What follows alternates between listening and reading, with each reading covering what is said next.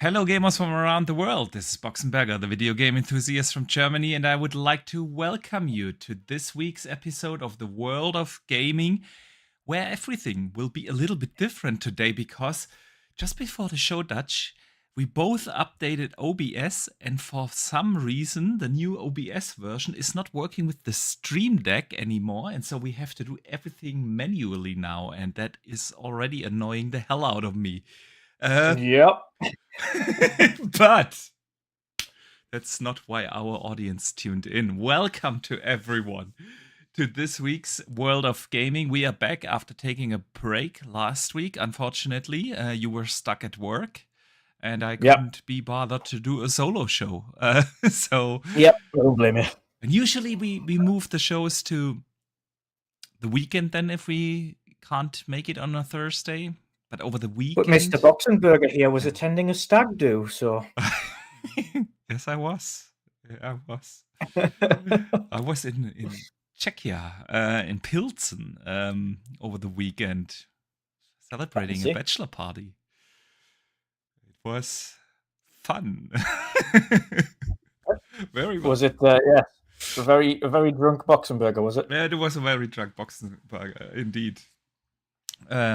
So that's why we were not able to do the podcast last week, but we are back this week, and we couldn't have chosen a better week to come back, man. Two, showcases? We call them showcases? I don't know. Kind of, yeah, mini cases. Mini cases. In 1 week, we had a State of Play, and we had the Xbox Tokyo Show case, game showcase, and so there's plenty of good stuff to talk about here today. But first, let me welcome our awesome community. It's great to see a lot of familiar names in the chat. A big welcome to you guys. Of course, a big welcome to everyone who listens after the fact, either here on YouTube or on Spotify, Apple Podcasts, wherever you're listening. A big welcome. And Dutch, my man, a big welcome to you. How are you doing today? Yeah, I'm doing well. It's like I say, unfortunately, it's just a lot of work recently. Work. All fun and no play. All fun and no play. God, I wish all work and no play makes Jack a dull boy.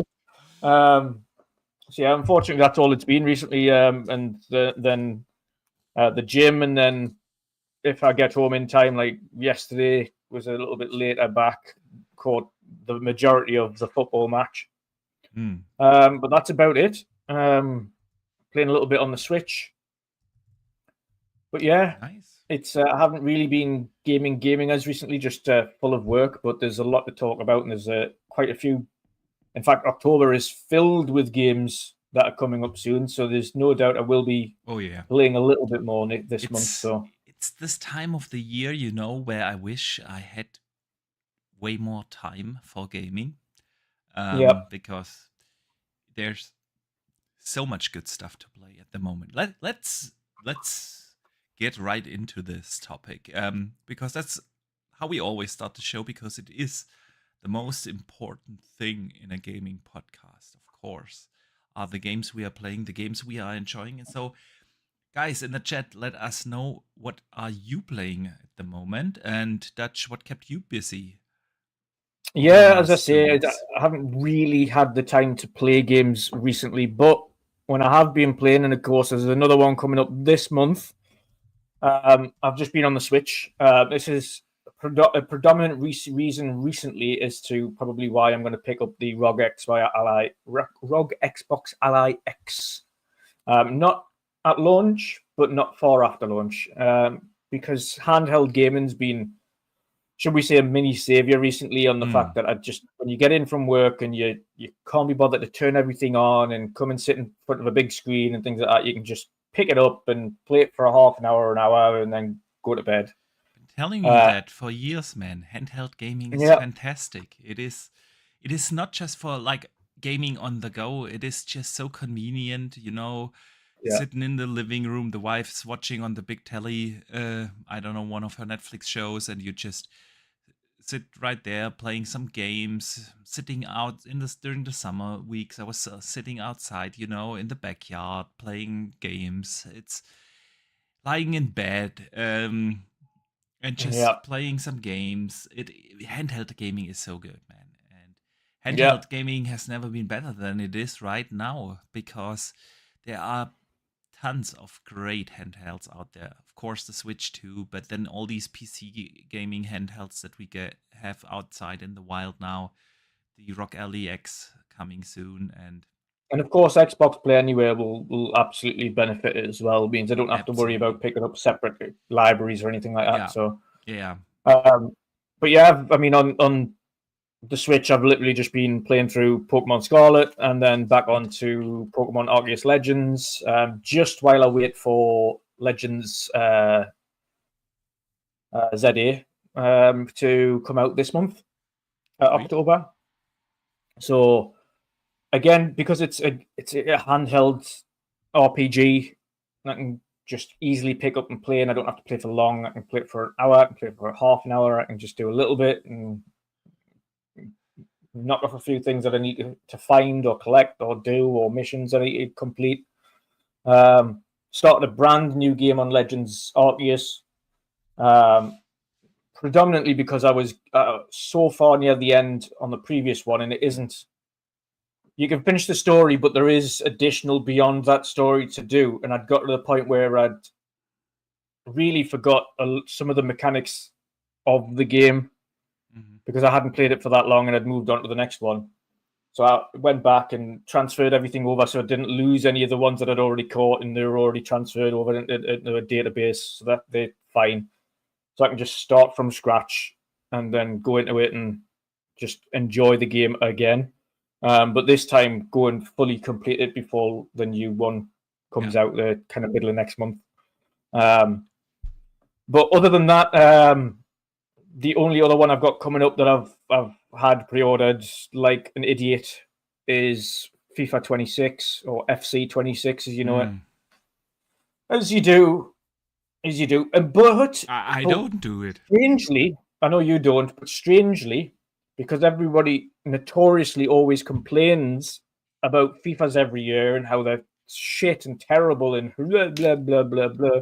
All of those who have paid for the Ultimate Edition early access versions that have been playing it for the last few days, the last week, have said it's one of the best FIFAs in years and haven't had this much fun in years on a FIFA and blah, Mm. blah, blah. So, by the sounds of things, for a change, It's it's apparently actually good. had it's apparently good and everyone's happy with it again. Mm. That makes a change because the sports community are some of the most brutal and most unsatisfied people on the planet. Yeah, Like they just think everything's terrible every year. So yeah, hopefully that'll be good when I play that maybe over the weekend. But yeah, it's predominantly just being able to play on this bad lad here and have a chill out hour or so when I've got the time to do that. But it's been other than that, gym and work and watching some football.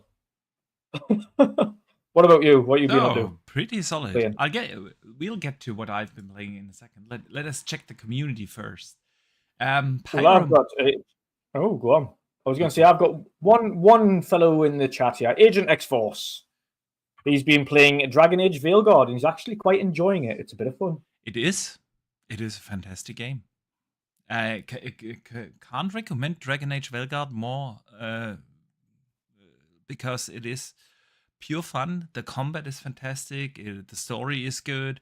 The RPG system is great. I really enjoyed Dragon Age Veilguard, and it got a lot of flack for one of the side missions. For the forced woke stuff in there, but Yeah. it's totally optional. And if you can look past that, it is an incredibly fantastic and fun RPG with a really really fun combat system. So that's good stuff. H. Julia sends in a channel member chat for being a channel member for 20 months. So first of all, thank you for the continued support. And I don't know really what to make out of this super chat. Star Wars Outlaws, PA Switch. So I'm assuming you're playing on the Switch, Star Wars Outlaws. And Star Wars Outlaws is also one of these underrated games. This was actually a really good game. Was it like the game of the And year? surprisingly, because I seen a little bit about this the other day, they've even managed to implement ray tracing on the Switch too for Outlaws. Oh, they did. Yeah, That's good. which I'm surprised at. It was mainly for the reflections and things like that. But even still, I mean, that's with or without ray tracing, that is actually a really good game. yeah. It captures this, the mood of the original trilogy really well. It has a pretty decent story and some really good gameplay mechanics. So Star Wars Outlaws, good, really good game. Pyro Matt has been playing Deep Rock Galactic Survivor, Ladman Who Erased His Name, and Zenless Zone Zero. Nice, good stuff there. Not my playlist, but hey. Dustin Lambert has been playing Deep Rock Galactic Survivor, and he got all the achievements in Rogue Prince of Persia. Nice. And now started Silk Song. And he says he quit because that game sucks. We will need to have a discussion about that, man. Sith Lord has been playing NASCAR Heat 5. And now he's waiting for NASCAR 25 on October 16th. Sweet. And Paul AFC is back in playing Vampire Survivor. Sweet. So Dutch, what has kept me busy? A bunch of things, actually. I want to touch on this because obviously chat touched on it, but I did play a little bit of Silk Song. Yes, I have been playing that as well, and I'm loving it. You have. I have not so much the same thoughts, but I have the thoughts on. I don't know whether or not this game respects my time enough for me to want to continue playing it, so I uninstalled it. Why? It's okay. I just don't think, as a game, I can get the most out of that game, and it's. I mean, it's okay as a platformer. I've played better, but this is my opinion. I think Ori's better than Hollow Knight. I would agree, probably, because I mean, Ori is something really special. Yeah. And I just think, personally, I think just the story-wise, the kind of building, the atmosphere, the way Ori kind of goes from top to bottom. I think specifically in the second one, the combat's a little bit decent in Ori as well, Will of the Wisps. But also the traversals, in my opinion, traversal is significantly better in Ori than it is in it's Hollow more Knight. fast-paced than Silk Song. But I mean, Ori is probably for me in the top 10 of best games ever made.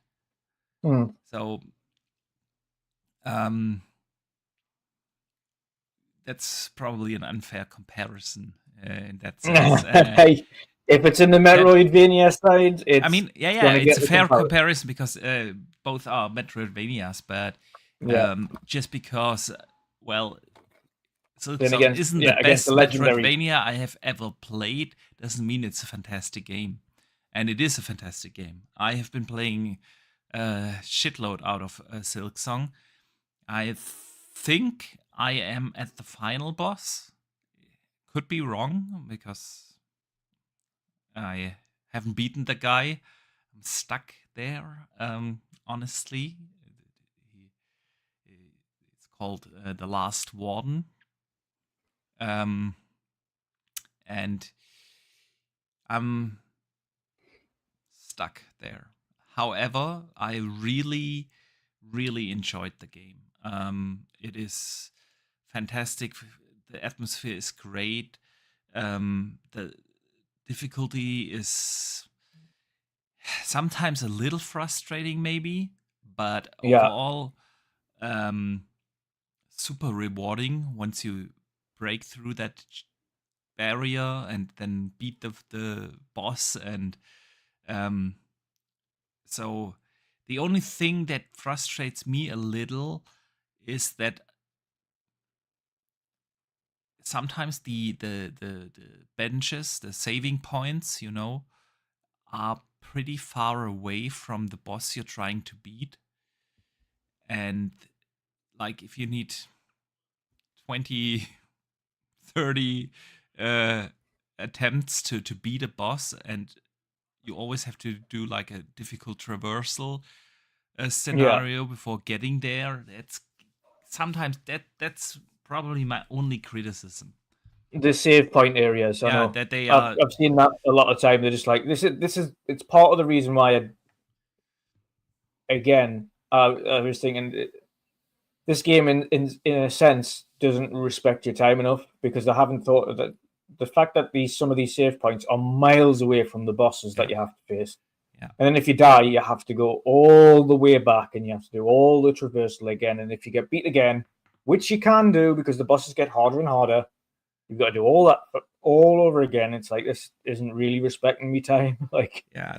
That's my only like criticism. But after overall, I definitely recommend this game to everyone who enjoys the Metroidvania genre. It is fantastic. Uh, the platforming feels really good. It is so satisfying when you beat one of the bosses. The, there's a lot of like diversity in the boss fights, but also in the traversal. Um, it is a really good game. Um, so besides Silksong, I've also played the Indiana Jones DLC, Order of the Giants. Can definitely was it recommend that. long? Was it short? 5-6 hours, Okay. six-ish. Okay. Yeah, I can probably do that then. Yeah. There's one or two riddles in there that are really challenging. Okay. So depending, or maybe I'm just dumb as fuck. It depends. I don't know. You might have just been tired. You might have just I been could have been tired. tired. Let's Let's just go find all with the that. excuses. I was Yeah. tired. Yeah. But but yeah, I mean it's more indie, right? Yeah. It's a nice little short story. It is still beautiful. I really like that they didn't reuse the riddles that are in the original game, Yeah. but it's really new riddle mechanics and everything. So that was really good. I if you enjoyed the Indiana Jones, dude, you gotta play it. It's a really good extension. Um, and again, depending on how fast you'll solve the puzzles, I would say plus minus around 6 hours. Yeah. Yeah. So for me, obviously, I kind of explained this before the show, but there's a good chance that obviously I'll probably not get too much real gaming time in before the year's end, but I do, touch wood, have December off as we usually do in my industry. So I'll be doing a lot of catching up at that point on things that I need to play and need to go into. I still haven't played, to be honest, I still haven't went back and played the Starfield DLC despite having that.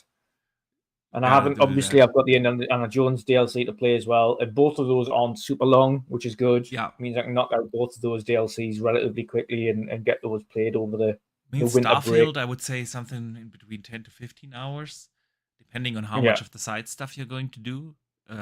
Yeah. Definitely worth it. And again, indie plus minus 6 hours. So you'll get through that pretty quick. Oh, yeah. Yeah. Then I picked up Borderlands 4. Yes. See, And I'm I'm waiting for very a sale on blessed. this one. I'm waiting for I do want to play it, but I am waiting for a sale. It's one of those where I'm like, yeah, I'll definitely enjoy that game, but I'm not running out to buy it It's like it's not going anywhere anytime soon. Mm, It's gonna be a fantastic game regardless. Um, of course. That's what good games are, right? It doesn't matter whether you yeah, play them at launch or sometime later. I was also a little torn because there's just plenty of stuff to play, whether to get it or not. Then FOMO got me, and as it always does. as it is, as it always does, and um, I'm really glad I picked it up because I'm having a blast, man. It's it it is Borderlands like you want it to be. Um, Yeah, it is the shooting feels great. There's tons of quirky weapons. There's um, the open world is really well done. It yeah, is like a true open world RPG. Yeah. Um, there's different character classes. I went for the tank, and that's usually what I go for. yeah, Tank and or I don't know. Is there like a sniper, like a recon? uh, there in the tank class you can then specialize in three different categories again. Okay, So there's like some magic kind of thing where you can um throw magic bolts or something. I don't know what yeah, it's supposed to be, something magic magic ball. stuff. Then you can go berserker, where one hand turns into fire, one hand turns into ice, and then you can just melee combat your way through everything. Or you can like summon a shield, and that's what I went for. You can always respec and change in your class. There's a different class that is then specialized on snipers. So if you Good. want to play sniper, Okay. you have to choose a different class. But they introduced them at the very beginning pretty well with a cool little cutscene. Um, and I went shield, which is pretty awesome because you can also throw that shield, and it is pure fun. It's great for exploration. Tons of really good side missions you can find. Yeah, Very rewarding side missions as well. There's tons of stuff to customize. It's got a cool way of handling the skill tree. Um, it's then you get different kind of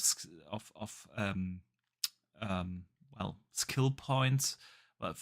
One skill point for the classic skill tree, yeah, where you can upgrade your special abilities or your health or stamina and so on. And then you got a second kind of skill point system. They are not called skill points, they have a different name, where you then can upgrade like your backpack and your um, magazine sizes and the amount of bullets you can carry and stuff like that.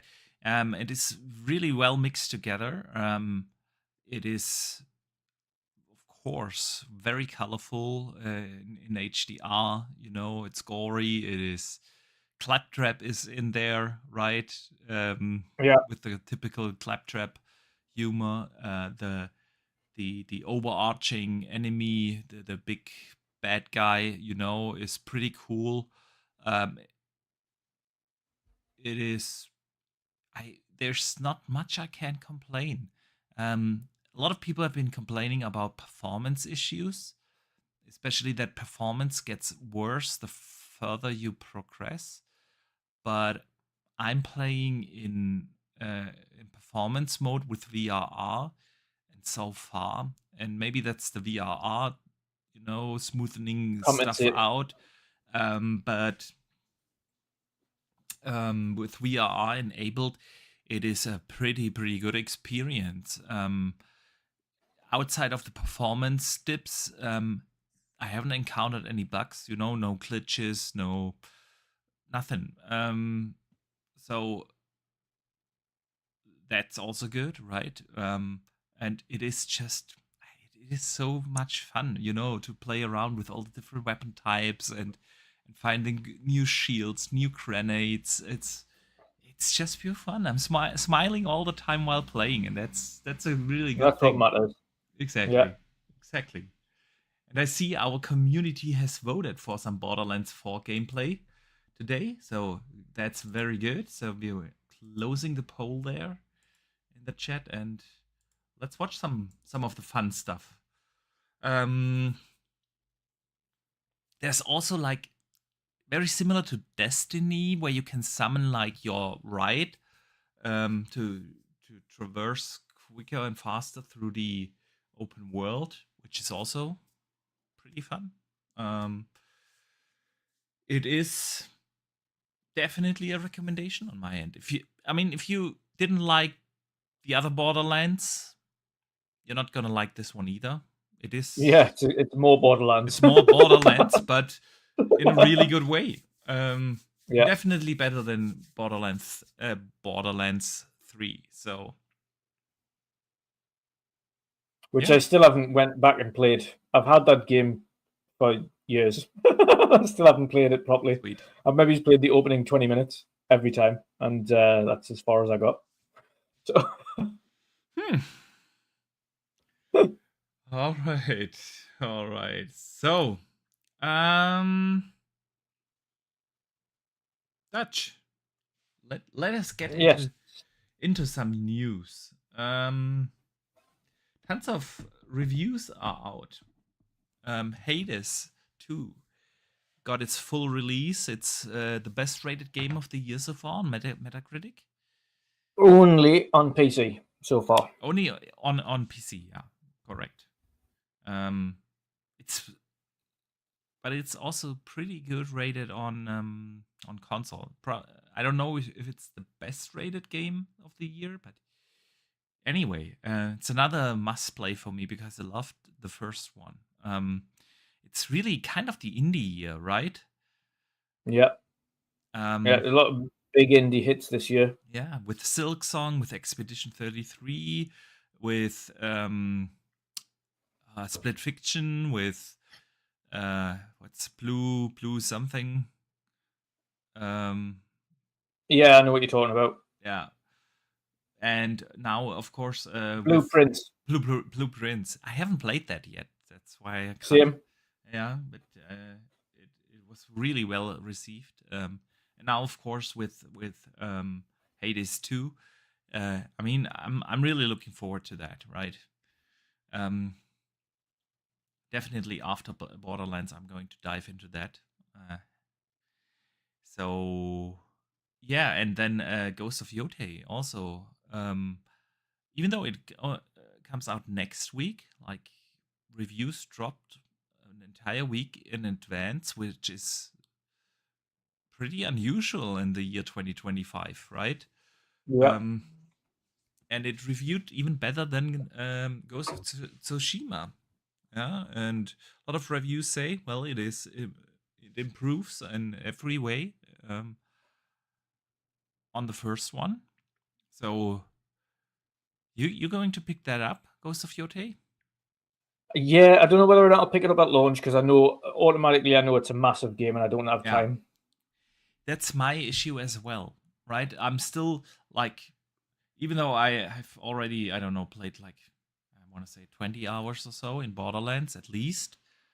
Yeah. It still feels like I'm pretty early in the game. Yeah. So, but granted, I'm doing a lot of the side stuff as well in Borderlands. Yeah. And some of the missions, side missions, you find there are some short ones like that you can do in like 5 minutes. But then there's, I did one earlier in a side mission that Claptrap gave me. It took me over an hour to beat that. So there are pretty big side missions in that game. And that's my ultimate thing. Is it? And correct me if I'm wrong. Is Outer Worlds out this month as well, or is it next I November? think next month, early November, but I could be mistaken. Let me check. Outer Worlds 2 release. 29th of October. Pretty at the end. So yeah, all this month. So All I've this got month. Yeah, it's I've got Ghost of Yotai, Pokemon Legends ZA, yeah, but nobody's Outer going to World pick that up. 2. What was that? Nobody's going to pick that up. Pokemon. What, Pokemon? Yeah. It's gonna. I guarantee it'll be the highest selling out of all three of them. Yeah, but it's because of the kids. Nah. Dude. Come on. We're not playing Pokemon when you can play Ghost of Yotei or Borderlands Oh, or I Outer am. Worlds. Or... Oh, I am. Absolutely. Okay. Oh. But I feel you with Ghost of Yotei. I really Yeah. want to play it.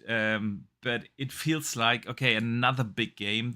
Whilst I'm playing already that massive game that is Borderlands 4. And Hades is also not a game that you'll beat in 5 hours. Yeah. No, it's not. And then, yeah, all the other stuff comes out. Ninja Gaiden is out in 2 weeks or so, 2 or 3 weeks, right? Then we're going to get the Rock Xbox Alley in 2 weeks, and I will be busy playing on that. And I've got FP26 to play as well, and I don't know when the new Football Manager comes out, but that's coming out soon-ish as well. So there are so many things to play, and this is why I'm looking forward to more December when I don't have to go to work, because I'll still be able to try and catch up. Plenty of time then. Yeah, definitely. So it is. There are a few. Little Nightmares 3 comes out in 2 weeks. I see Dustin agreed with me. Thank you, Dustin. I don't know what to say. Got to catch them all. Keeper is also... Dude, Keeper is also coming out on October 17th. Yes. Yeah? Yes. That one I will make time for because I love Double Fine. It's probably going to be my launch game on the Rock Xbox Alley, because the Rock Xbox Alley, right, comes out on 16th. And the day after. It's a good shout, and it's a nice little narrative game, and by all accounts, it won't have like a combat-y type thing to it. It's more like a narrative, traversally, platformy kind of game. Yeah. So yeah, absolutely, that's definitely one I'll make time for. Again, I love Double Fine. I love the quirkiness of them and the trying something new and doing something different. Absolutely. It's one I've been looking forward to, so I'm looking forward to playing it. And I don't assume that game is going to be super long either. So yeah, I would also assume that you can probably 10, not hours. Even 10 hours. Yeah, something in that ballpark. So yeah. That's the thing about Ghost of Yotei, right? Do I have the time to squeeze that 50 hour game in that I really want to play, because it looks fantastic and I loved the first one. But yeah, we shall see, man, if FOMO strikes again. I'll definitely be picking it up. It's just absolutely. It's just the question when. Yeah. I mean, towards the end of the year, we are getting more or less of the massive releases, because if we continue through November, right? And isn't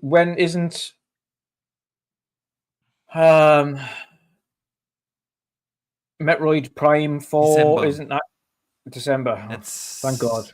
4th of December. And it comes out the same day as Octopath Traveler 0. I'm probably going to play Metro Prime 4 first. No, November is pretty empty for me personally, because I know we get Call of Duty there. But I'm gonna play like the 5 hour Battlefield 6, absolutely. That's this month, isn't it? That's October. Battlefield is October, somewhere in October 10th. But I'm. There's not enough time in the day. That's what I'm saying, man. October is super, super crowded. I'm really not convinced about Battlefield 6 yet. Did It's you not see they released one? At least I've seen a release of one of the the missions. campaigns. It looks phenomenal. Honestly, it does look really, really good. But let's be real. The campaign is also going to be like a 5, 6, 7 hour-ish experience. And for you, I understand because you don't play the online anymore. I'm not exactly. I'm not really going to play much of the online. I don't have the patience to practice enough to have fun in the multiplayer. And then, so am I going to pick up Battlefield 6 at full price just for the campaign? I could also wait a couple of months and play the campaign then when it drops into Game Pass. Yeah. Right? So, especially with all the other games around. I personally think with the only reason Call of Duty is going to have numbers over Battlefield is simply because it's in Game Pass. Otherwise, if it wasn't, I think they'd have a serious problem this year. I agree. Because the reception for the new new Call of Duty has not been great.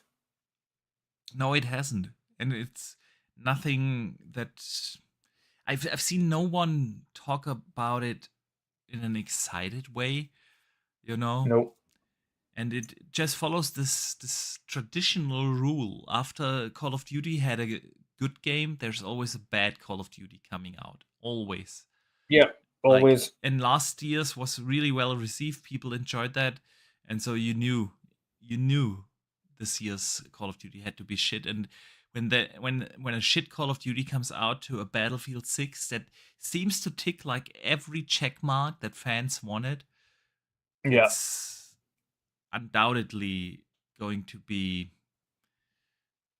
a couple of people will play it through Game Pass. Like me, I will play the campaign. I'm not going to play the Call of Duty multiplayer, and that's it. Yeah, I just begrudgingly have to download such a juggernaut system file size for Call of Duty every time just to play the campaign for a few hours and then turn it off again. But I refuse to play the multiplayer on that game again. Yeah.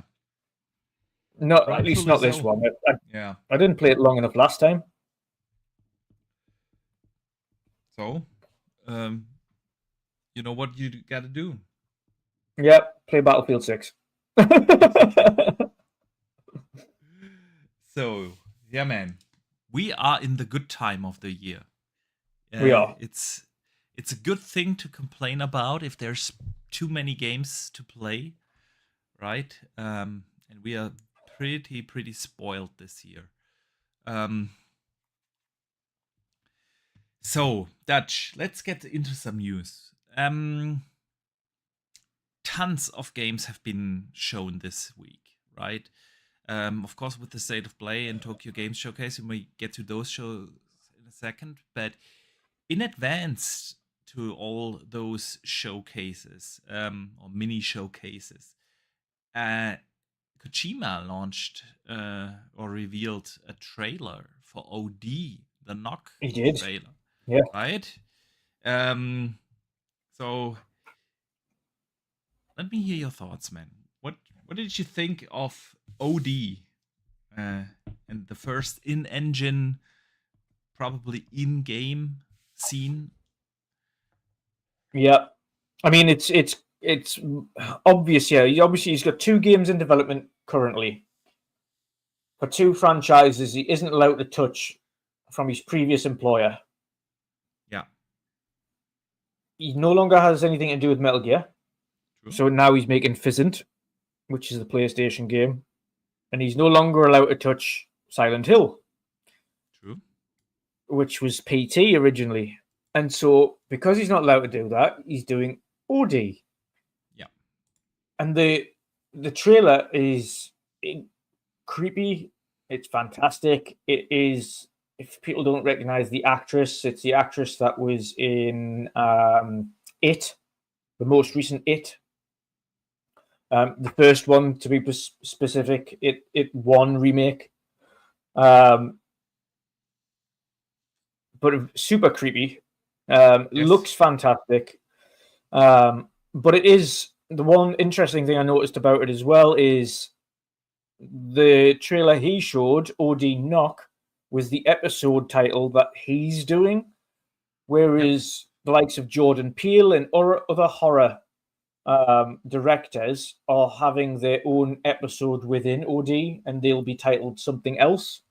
So this is Kojima's trailer for his specific part of the game, which is Knock.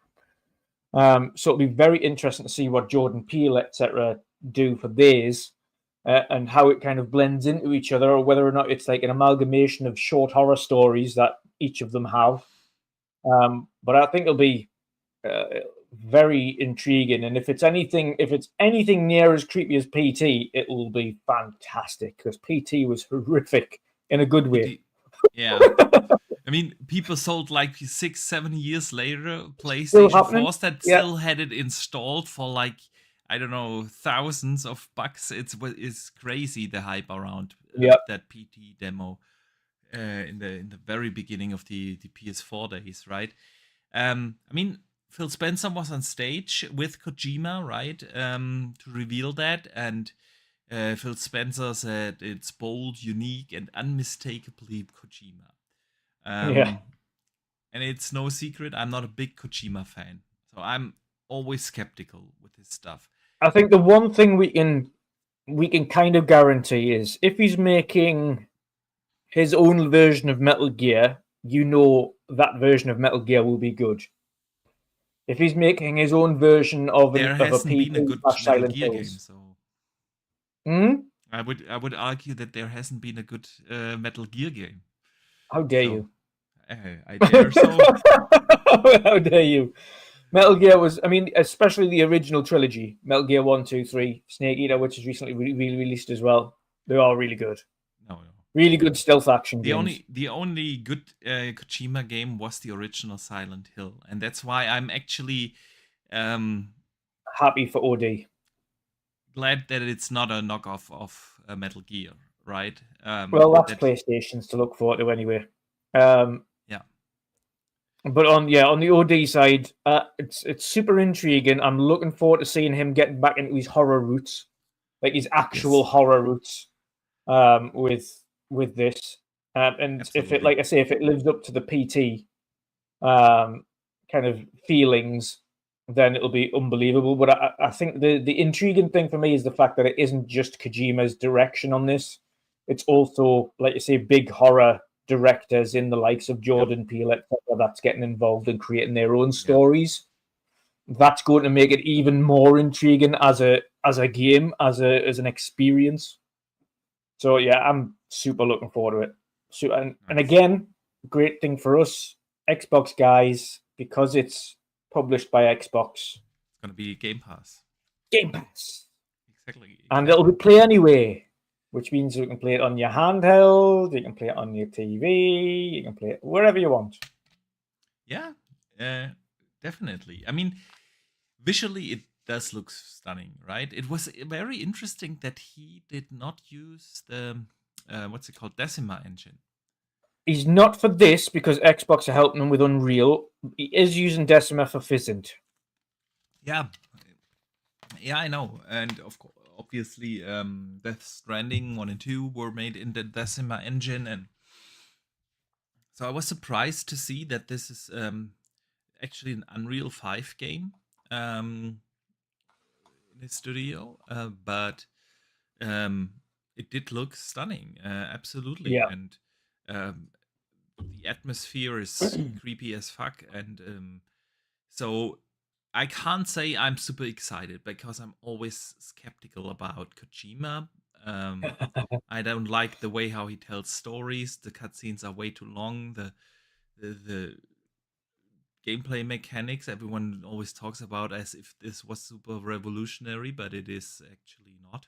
And it is so I'm still interested in it because Silent Hill was the only Kojima game I ever enjoyed, and um, this is definitely going back into this horror roots. Yeah, let's see. Did they? I can't remember that from the top of my head. Did they say a release target for it or No, nothing? no, it's just it's deep in development is all I think Phil Spencer said. Deep in development, and that they're helping them with the technical aspects of Unreal Engine. Yeah. Yeah. And of course, we've only seen Kojima's part of it. I don't think he wants to showcase Jordan Peele's part of it. I Yeah. think he Yeah. probably wants to let Jordan Peele do that in a showcase. We'll see that later. Maybe next Yeah, year at the June showcase or something. Yeah, yeah, definitely. All right, Dutch. Let's talk about the state of play. Before we get to the Tokyo Game Showcase from Xbox, Sony had yesterday a state of play, and yeah. if we remember recent state of plays, I can't really remember when they had a good one. They were usually pretty much disappointing, and I thought this one was actually a good one. I mean, it wasn't a showcase; yeah, it was a state of play. Yeah. But for it being a state of play, I thought it was pretty decent. What were your thoughts, man? Yeah, I mean, it was all right. It was all right. It was a couple of games that we want. Well, there's a specific game that we'll get onto that everybody wanted to see. There was a game on there that nobody wanted to see, and there was a couple of things that were all right, and some updates on a few things, and some release dates on a few things, and yeah, it was a good. I would say a good update one, and at least they ended it with. I wouldn't say a bang, but they ended it Absolutely, with what people wanted to see, which was Wolverine. Wolverine. Yeah, yeah. But no, overall, yeah, it was an okay state of play. I was going to say showcase, but it wasn't. It It wasn't a was an okay state showcase, of and play. if you Yeah, if you I think do Sony not are past watch doing that it. thing, yeah, they definitely need a proper showcase. Mhm. Definitely, but It uh, still it still worries me though, from a Sony perspective, how much Insomniac are doing the heavy lifting. yes, I agree. They've carried this gen. They had two Completely, Spider-Mans. completely They and utterly had carried it. Ratchet and Clank. They had now, or do have now, Wolverine, and it's Spider-Man pretty. 2. Yeah, said two Spider-Mans, Miles Morales and Spider-Man 2, and Yeah, Ratchet and Clank, and they are and the definitely. remaster, and then now Wolverine. Yeah, they are It's definitely almost a game a carrying. year. It's pretty much almost, if you wanted to map it out, it's almost a game a year since the PlayStation Yeah, launched. yeah, Whereas other developers haven't released a single game this generation yeah, that was built specifically for the PlayStation yeah, 5. yeah. I agree. I agree. That's why, I mean, we've talked about this in prior podcasts a lot, right? On how Yeah. dry the roadmap actually is and how Hmm. unusual that is, especially from a first party perspective, right? But I agree. Insomniac definitely are carrying them this gen. Absolutely. And we'll talk about Wolverine in a second. That they opened up with Theros from Housemark, basically Returnal 2, right? Just in yellow. So everything's Yep. yellow in that game. I don't know. I know a lot of people are excited about this game, but I don't know. I couldn't I'm glad really. you agree with me then. I'm glad you agree with me. Before you even got to it, I was thinking, you know where it is? Returnal was liked by a very niche set of people. It was even. It It didn't even sell much. No, it was like It a took them million or like something. 3 years or so to announce that they sold 1 million copies. So you can't Yeah, really say, well, this was a super massively successful game. It was a yeah, pretty niche game. yeah. It was just it was the for me it was the fact that it was a rinse and repeat, die and repeat, die and repeat, and the only way to progress the story is to die and repeat and to die and repeat and to die. And I was like, nah, there's absolutely no chance, no chance in hell that I'm willing to intentionally get to a certain point and die and have to redo the entire thing again and die and I mean, that's for the story to progress. That's the whole concept of Hades as well, right? But But Hades they is do it better. fun. Exactly. Yeah. Hades is fun, and Returnal wasn't that. It was just frustrating. And so I know people are excited for it, and but I think the difference for Hades as well is that you don't lose all of your abilities and things when you die, and but exactly. In Returnal, you do. Yeah, exactly. Everything goes. You're like, fuck off. I mean, that's the entire Hades loop is so addictive because even though you're kind of supposed to die at some point, you don't lose your character progress, and then once you arrive again at the point where you died, you arrive stronger and stronger, and then it is fun. So yeah, I don't know, Sarah's not for it's just me. another. To me, it's. I mean, for those who are excited for enjoy, but I know for a fact, a lot of people that are talking about it will either pick it up and barely play it, or drop it quickly, or not play it at all. It's a bullet hell Returnal-esque game. It'll get praised highly, but ultimately, I don't think it's going to really budge the needle. It won't. I totally agree there. So then they had Flight Sim in there. Yes. Flight Sim coming to PlayStation. Yeah. So heads up for all PlayStation players who've never played Flight Sim on console, you need to free up at least 300 gig. And that's not even an understatement.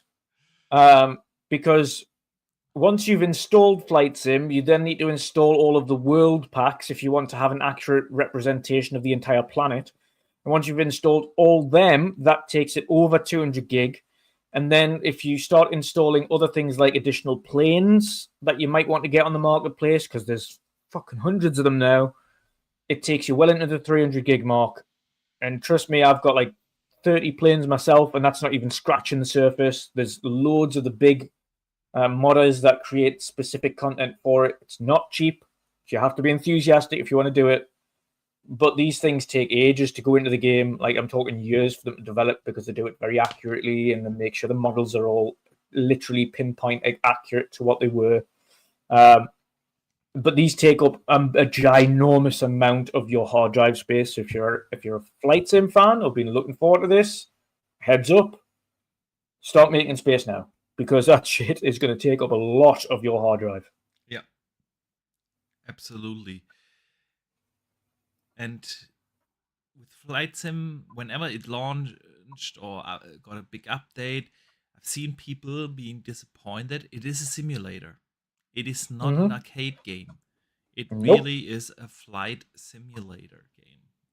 And the arcadey segments and the challenges that they do have in there are still simulator challenges. Yeah.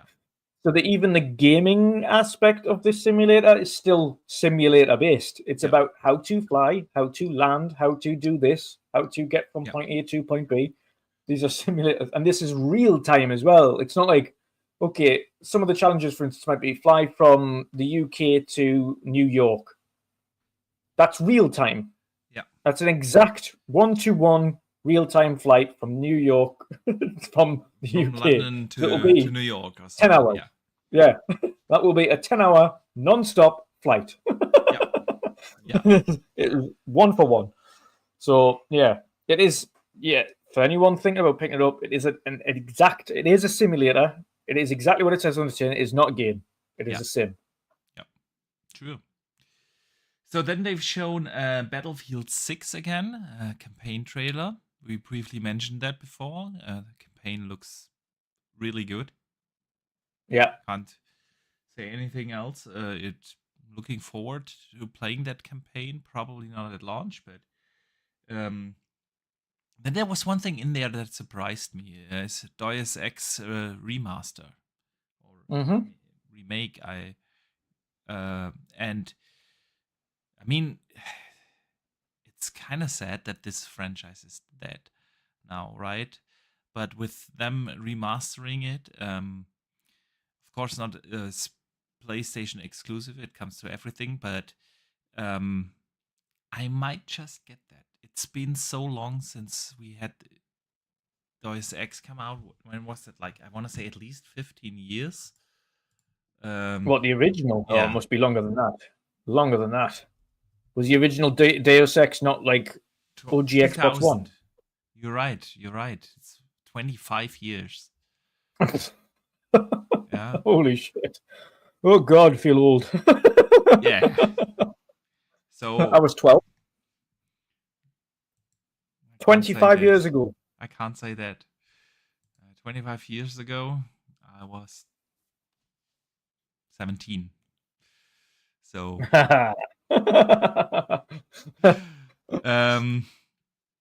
anyway, however, I think we are getting way too many remasters and remakes and so on. Mm-hmm. But after 25 years, yeah, I don't mind them if they're I doing don't it after mind that it. long. Yeah, Yeah. exactly. It's So- the only time I ever mind is another company who's advertised a specific game on this PlayStation State of Play that does remasters 1 year after it's been released, and then flogs it 45 million times. Yeah. No, I don't mind. I don't like that. I don't like it when you remaster a game that's barely been out, not even half a decade. No, don't do it. Yeah. Don't do it. Absolutely. At least a decade or more before you even think about it. Yeah. And in this day and age, honestly, even a decade, 10 years, that's an update. That's not a remaster. Yeah, exactly. Yeah. So, what else was in there? Sonic Racing was in there. Neo 3 Yeah, was shown. another game I won't play. Yeah, me neither. Final Fantasy I'm just not a Tactics. Soulsborne guy. Yeah, not really. Final Fantasy Tactics. Yeah, maybe at some point, but I'll only play that game on handheld. I'm not playing that on a You're console. gonna be a Rock Alley X owner, right? Yeah, exactly. So I'll play it at that point. I will get it because as you know, being a Final Fantasy aficionado, I own everything. So I will get it, even if it's just to have in the portfolio. But I'll probably play it that's the handheld game. If ever there's ever a handheld game, Tactics is the one. Yeah. Crimson Desert was in there again. Yep. I mean, don't get me wrong. I'm super excited for Crimson Desert. It looks phenomenal. Is that got a release date? I can't even remember if it's showed a release it date is for somewhere early next year. I think February. Let me check. Okay. Did correct me if I'm wrong, was Crimson March 26. Did they change Crimson Desert from being an MMO to being Yes. Yeah, A single like player. more of a single player? It is Crimson Desert was supposed to be originally an MMO. And then they decided it's way more fun to make a single player action RPG. Thank you. And honestly, it checks all the boxes. Thank you. I am so glad they chose. Yeah. It's not often you get a company that turns around and goes, you know what? Let's not do an MMO. Yes, absolutely. I mean, we see it all the player. time, right? The other way around, that developers that want to make a single player game are then being forced to turn it into something games as a service like, or live service game or whatever. And to see it the other way around is pretty awesome. And let's be real, Crimson Desert looks fantastic. It does. Not just from a visual point of view. The fact that it changed from MMO to single player is significantly bumped it up in my list of games that I will pick up. Because if it was MMO, I would never pick it up. It's one of those games where I'll probably even take a day off work when it comes out, because it is a game made for me. It's a game made for Boxenberger. It is um, a high fantasy setting, right? Action RPG, great open world, great traversal mechanics, great combat system. Um, the RPG system, from what you can tell from the stuff they've shown, is gonna be great. It is checking like every single box for me. So I can't wait. My only complaint is we have seen more than enough. They Yeah. they are like at literally at every showcase or state of play and event, and whether it's an Xbox thing, whether it's a Gamescom. I think Chef's these guys might be trying to compensate for the fact that with it not being an MMO and having kind of, should we say, a pool of people that can pick it up and play it for a while and then test it and then feedback and then improve it and feedback and improve it. With it now being single player, they're thinking, we really need to get this right out the gate, because it's not, with it not being an MMO and being like a live service that we can just update and being more of a single player thing, it needs to kind of be right and be advertised correctly beforehand. So I suppose on this occasion, I'll give them a little bit of leeway for wanting to be excessive with the advertisement on it, with it being there, turning it into single player from MMO. But again, I feel the same way when we see Fallout 76 and Elder Scrolls Online MMO fucking shit all the time. I'm like, oh god, again. Yeah. Yeah. I mean, it's different because those games are already out for 10 years, right? Yeah. The thing is, right, like when you release a trailer at every gaming event, and in between those trailers and gaming events, you then release like 30 minutes of continued gameplay all the time. Like they've probably released like at least 5-6 hours of continued gameplay if you add it all up. Man, I'm sold. Just give me the game, right? Yeah. But yeah, other than that, the game itself is exactly what I want in a video game. Yeah, and it does look great. The boss fights look epic. Great set pieces. Like, man, March can't come fast enough for that. Then they announced at the State of Play some hardware, the Pulse wireless speakers. I don't know who asked for that. I mean, don't get me wrong, a headset, I somehow understand if you want to do that as a console OEM, right? But wireless speakers? I don't know. Maybe you can tell me who's the target audience for that. I don't know. Wireless audio has never been lossless, and especially when you're trying to do 3D audio, I would kind of try to stay away from that and always make sure it was a wired to get the best audio quality. I mean, I understand the thing about wireless speakers, why you need. Not everyone. I don't use wireless speakers, but I understand why some people might want to have wireless speakers. But do you really need like a Sony branded or developed speaker system? Okay. It is. I don't know. There are tons of better speakers out there you can already get, right? If you're truly kind of audio enthusiast or wanting a decent audio experience, just get any Dolby Atmos product. Yeah, you're fine. Any. Just get a Sonos, or I don't know. There's a mountain of Sonos or Atmos sound bars you can get that provide that 3D audio, exactly the same thing. Or get an audio and sub like I have. Yeah. Like a soundbar and sub like I've got. Like there's a mountain of options there. Sony, you don't really need a Sony No. wireless speakers, like desktop speakers. Maybe someone in the chat knows who might be the target audience. Target audience is the die-hard Sony fanatic. Yeah, probably. That's it. Probably. Well, Dutch. And then they ended the show with the big one. Wolverine. It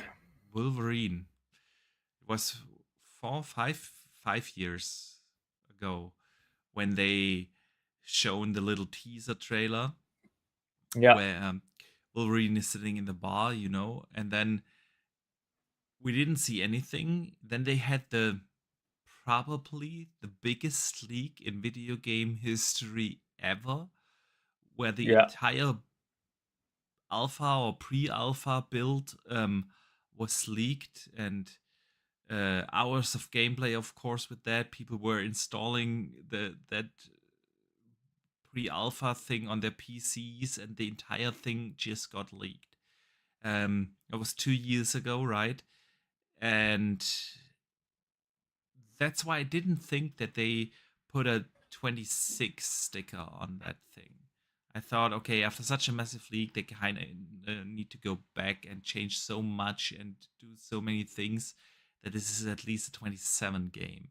But they put a 26 release date on it. Nothing specific, just 26. But it's gonna be their fall game next year, right?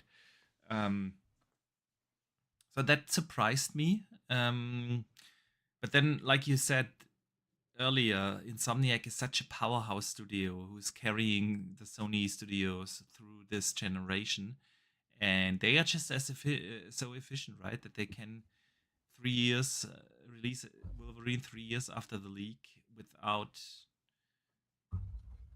compromises there. And that being said, Dutch, what did you think of the game play revealed?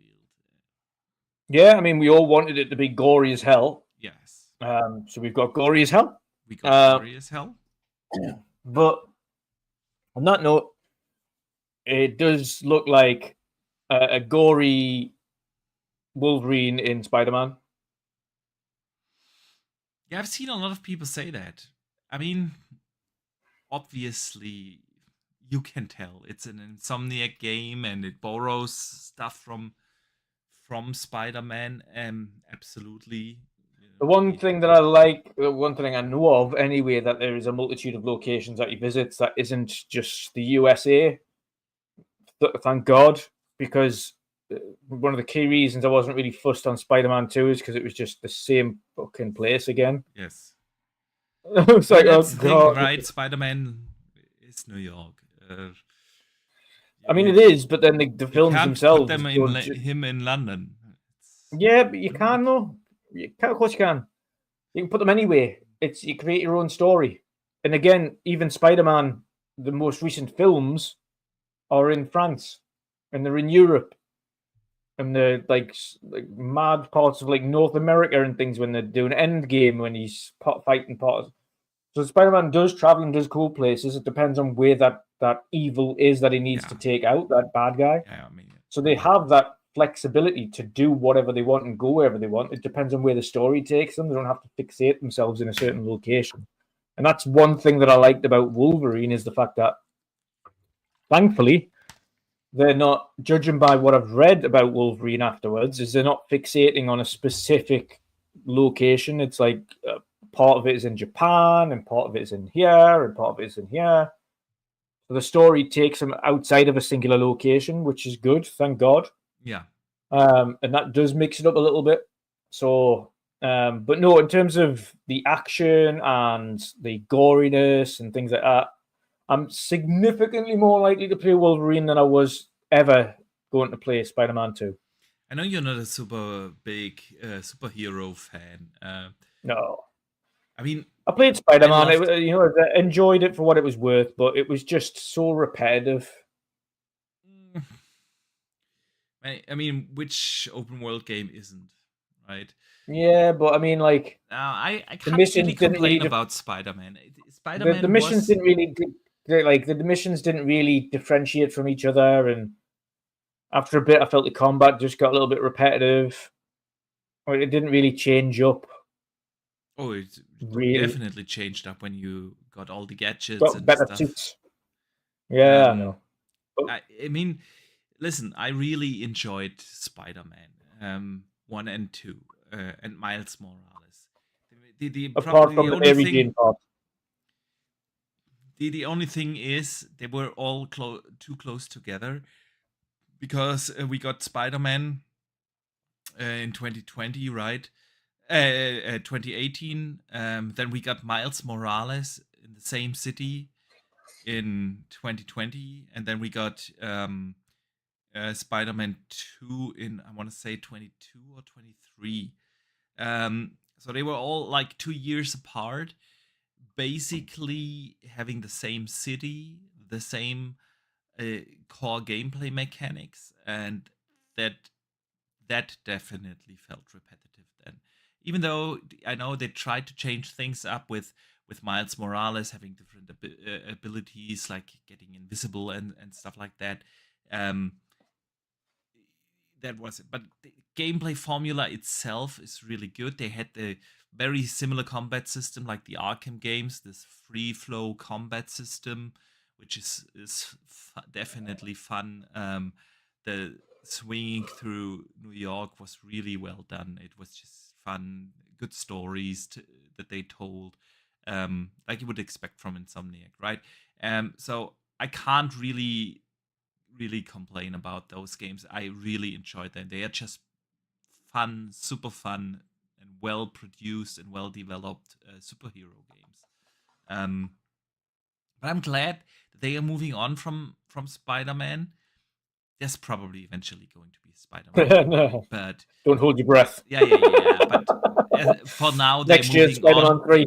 to Year after, Wolverine. Spider-Man 4. Yeah, Yeah.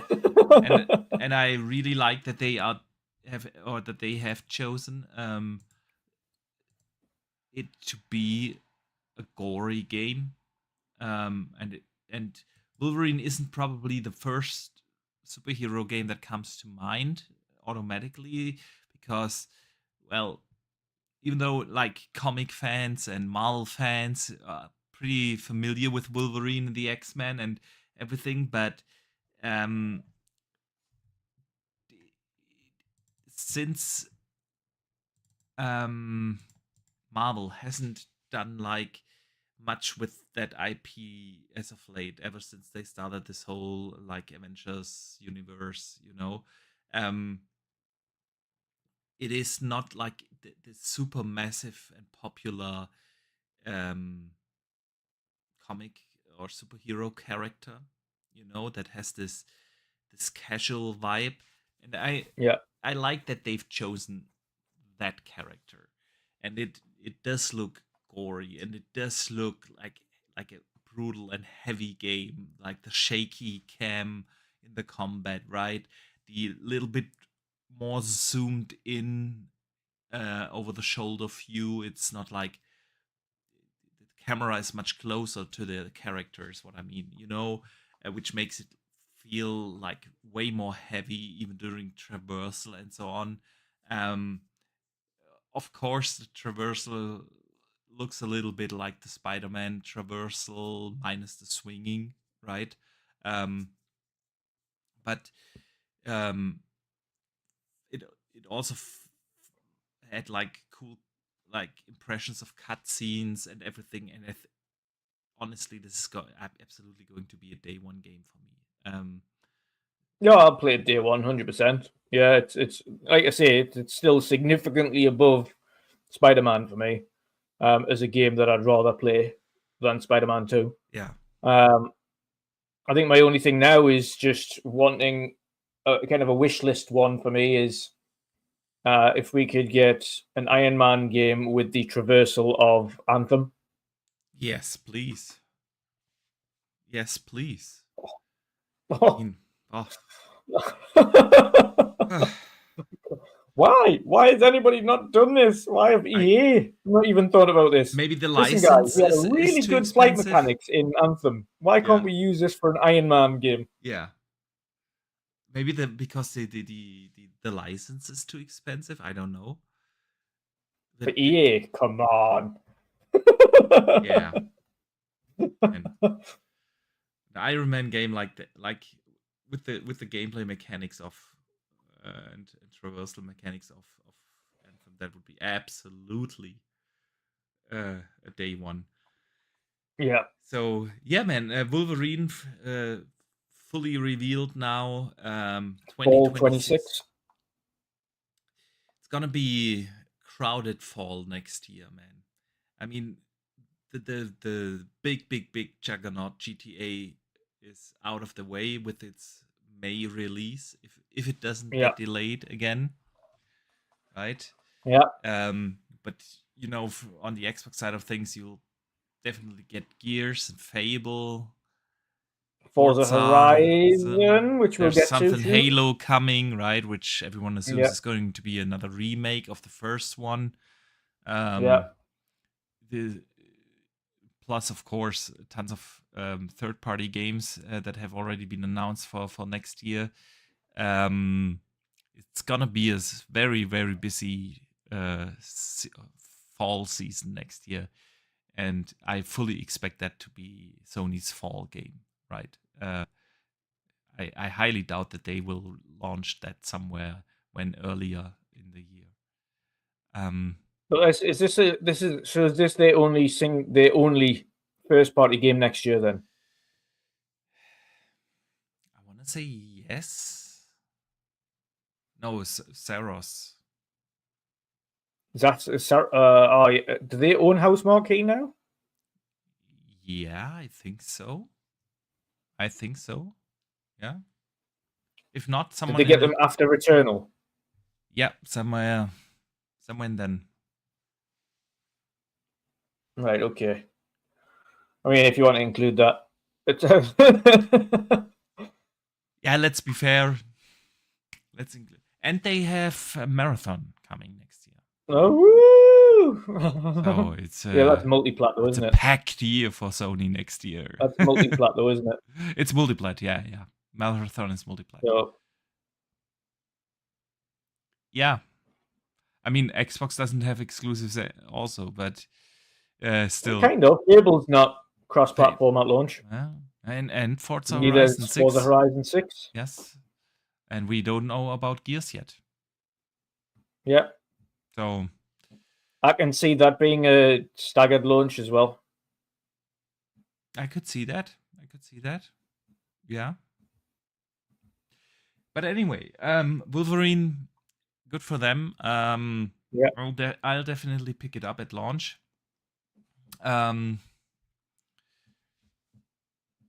Anything you want to say on the state of play before we move to the Xbox No, again, Tokyo? I think we just have to reiterate the lingering concern, regardless of Wolverine, because we already were aware of the existence and we already expected it to release next year.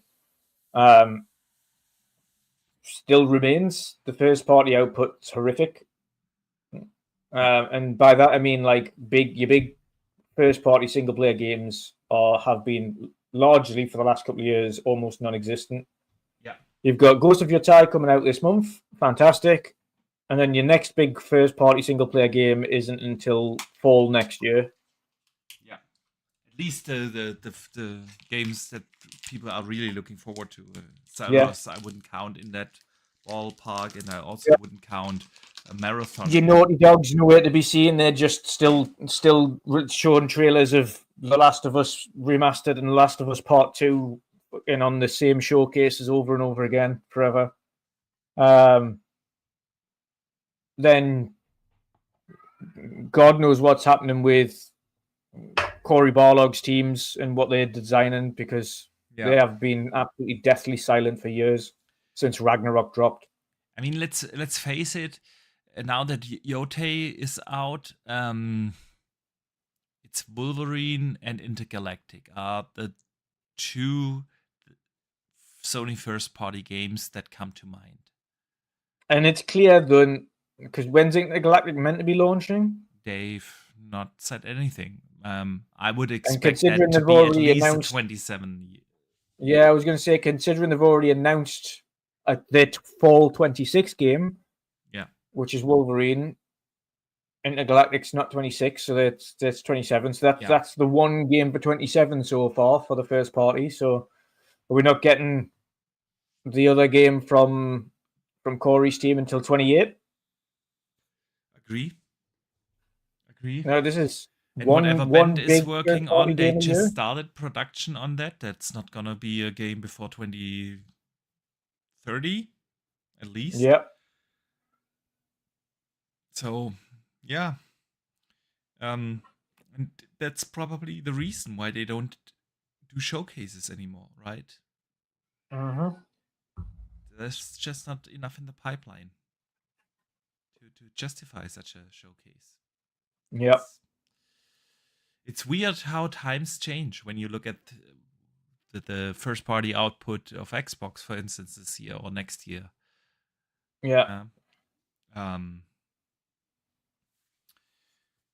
right, Dutch. Let's use that as a segue into Xbox. Xbox Tokyo Game Showcase, and best timing ever. I have to give big shout to Xbox for airing it at that time. It was exactly 12 o'clock today. It was finished my Teams call from work, went into lunch break, watched the Tokyo Game Showcase 50 minutes, and then went back to work. If only. It was at 11 o'clock UK time, which was after the morning tea/smoke break. And I was at work, so I didn't have the chance to watch the showcase as a showcase, but I did go through and look at the announcements, etc. Yeah. So I enjoyed that. Had my lunch in front of me, and then watched it during lunch break. So perfect timing for a showcase. That's the Xbox Tokyo Game Showcase. They do that, I want to say now, for at least 4 years, maybe 5 years every year, and I always see people having the wrong expectations. It is a showcase from and mostly for Japan. It is not like a showcase that they do in June. And people always go in with the expectations of, wow, this is a big Xbox showcase, and then react kind of disappointing because they've shown mostly games from Japanese developers that are developed in Japan, and the target audience is Japan. And if I don't know why this happens every year, that I have the feeling that a lot of people have the wrong expectations on an Xbox Tokyo showcase, right? Yeah. So obviously there were tons of Japanese games in there. And even though I do like JRPGs quite a lot, I also struggle with some of the quirky Japanese games that those fast-paced, weird. They all look the same. But I had my expectations right, and I did not get disappointed. It was a really, really good showcase. They started off with a classic.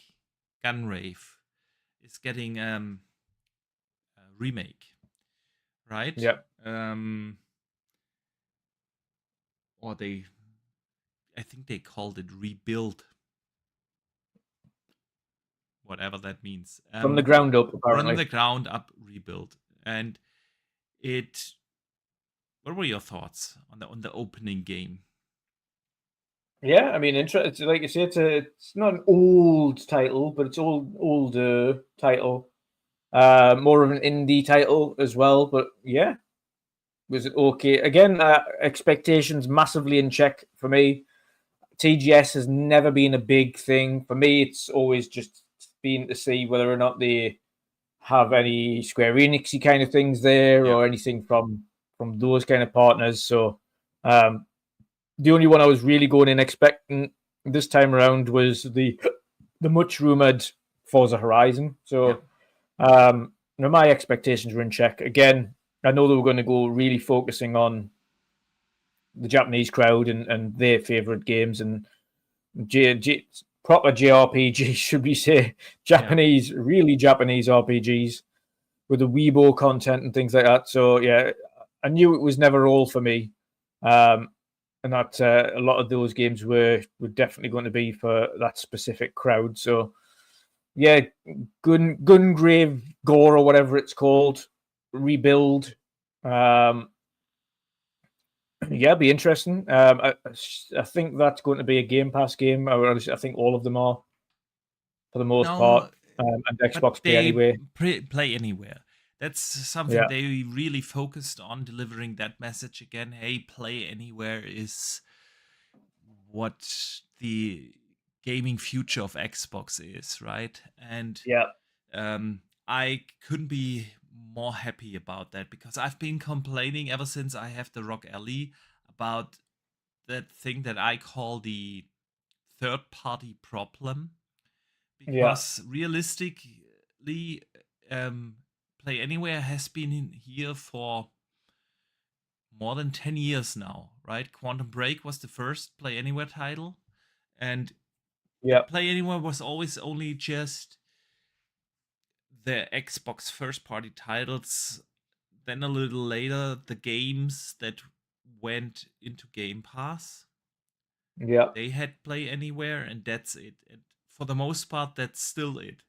Yeah, even though a lot of games that will arrive in the future will now have Play Anywhere. Yeah, we're still not here.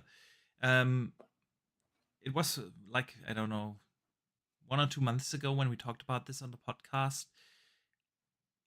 Outside of Game Pass, so games that are not in Game Pass, I do own, or at that time I did own 740 games or so, and not even 10 of them were actually Play Anywhere.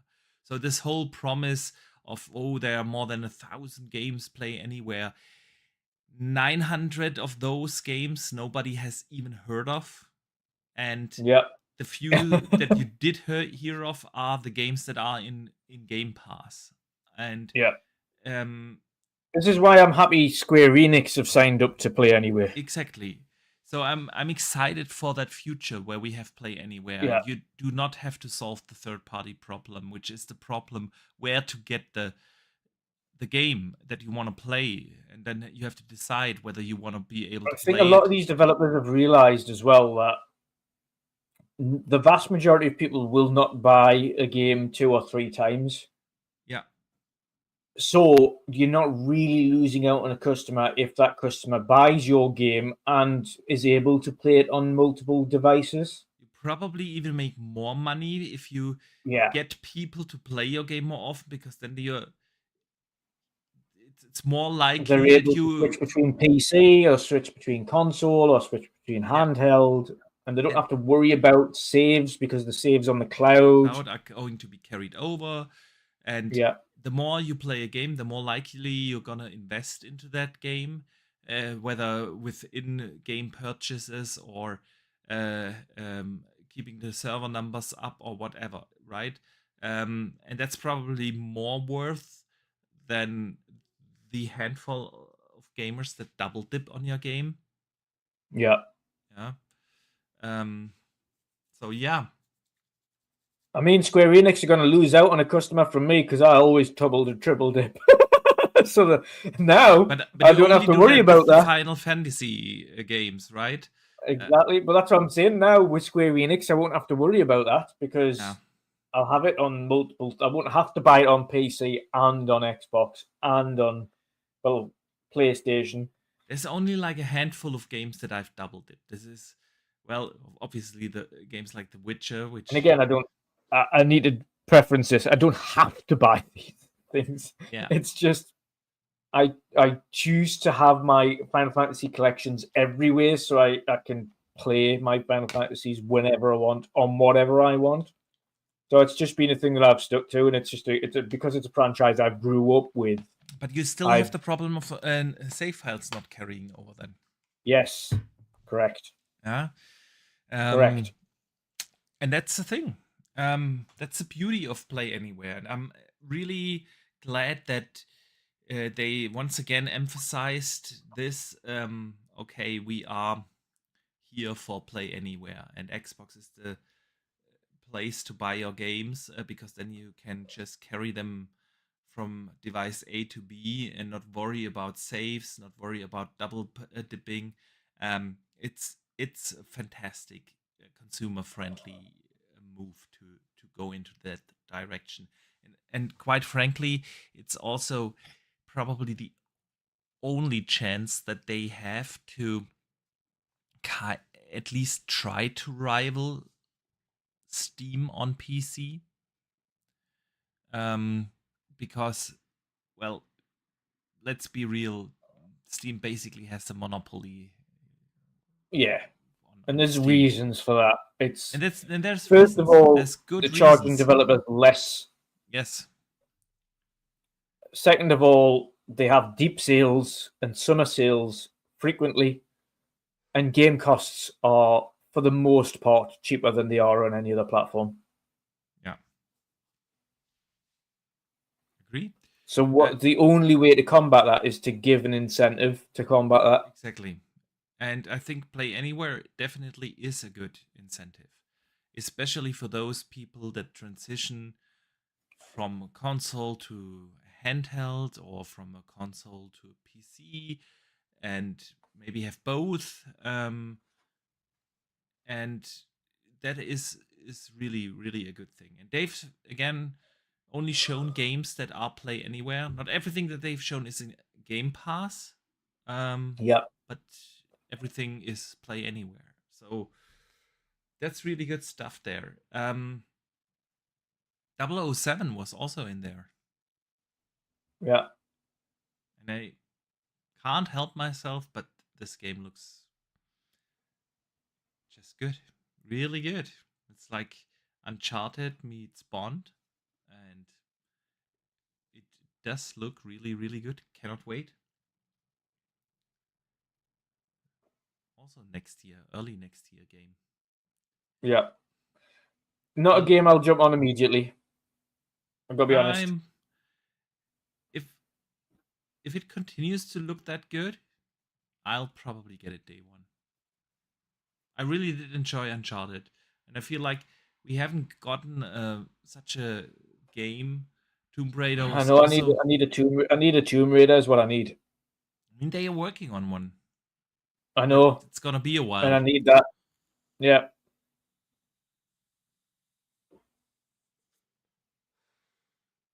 So then they had, what else did they have? Double Dragon, Fatal Frame from Koei Tecmo. Yeah. Animo, Sudden Strike was in there. Fallout 76 was there. Woo! I don't know what it is, but it is.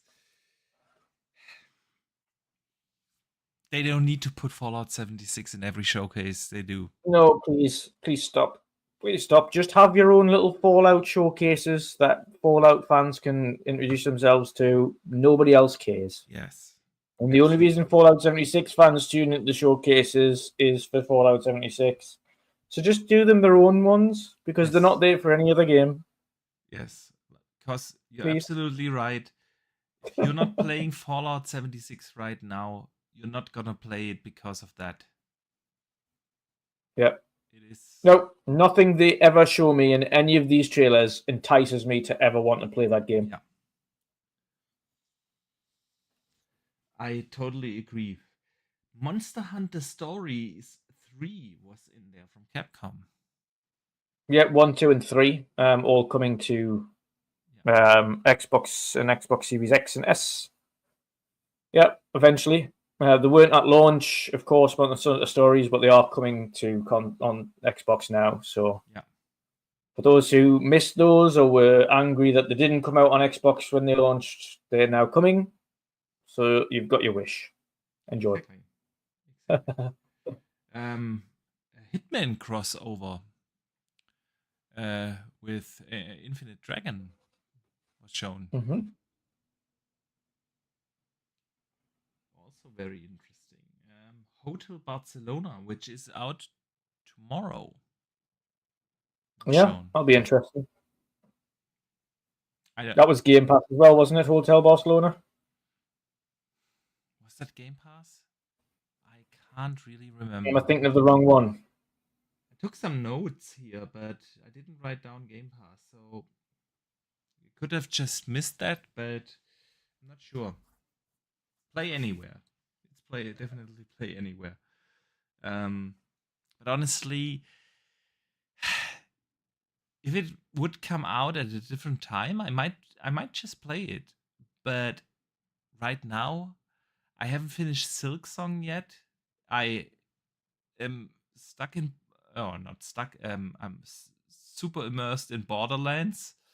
I'm Ghost of Yotei is coming. We talked about this earlier. With all the other stuff coming out, I don't have the time to play it right now. And this is not one of the games that you will go back to in a year or so. You will have forgotten about it in a year because you have tons of other games on the list you want to play, right? Yeah.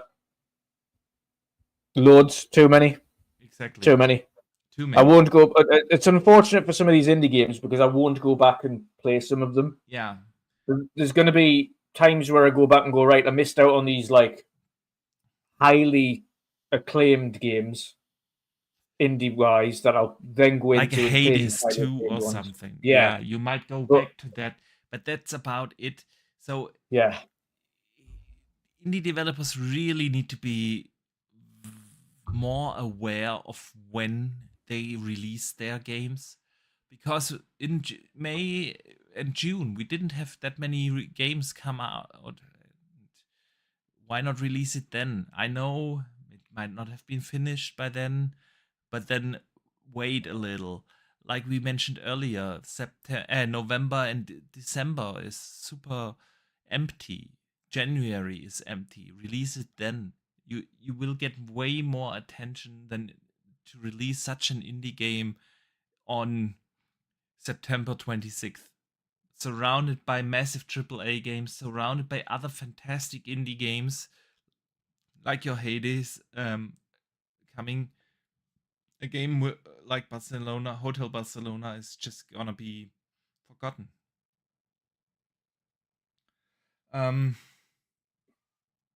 Then Sarah Bond came on stage and talked about the Asus ROG Xbox LE and LEX. And everyone was expecting them to announce the price and the pre-orders, but they didn't. They didn't. However, right after the showcase, they launched like a timer, which should end in, I think now 4 or 5 hours from now.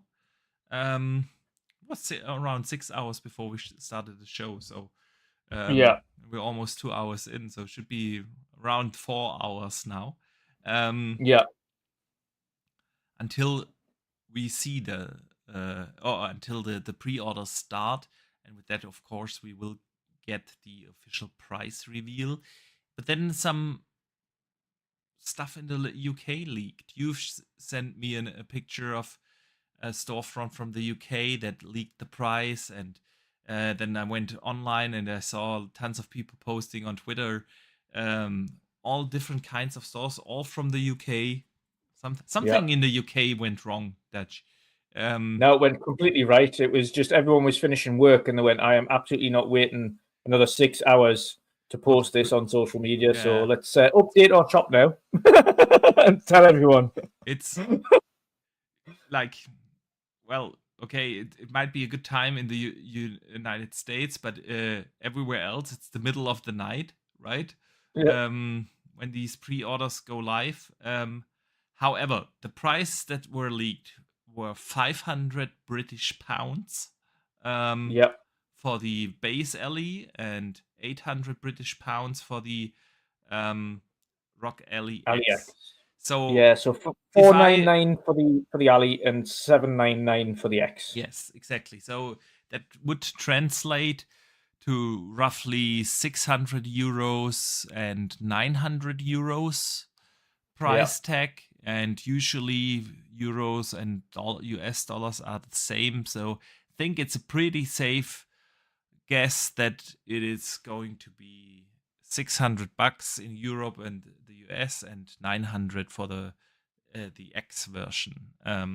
yep, In Europe and or mainland Europe and the United States. So pretty much in line with what we've been expecting, right? expecting. Yeah, Now, Dutch thoughts on this. I mean, we've yeah. been I'm not going to talking get one. I'm prior not to the getting one at show. launch, but we've had a discussion before we started about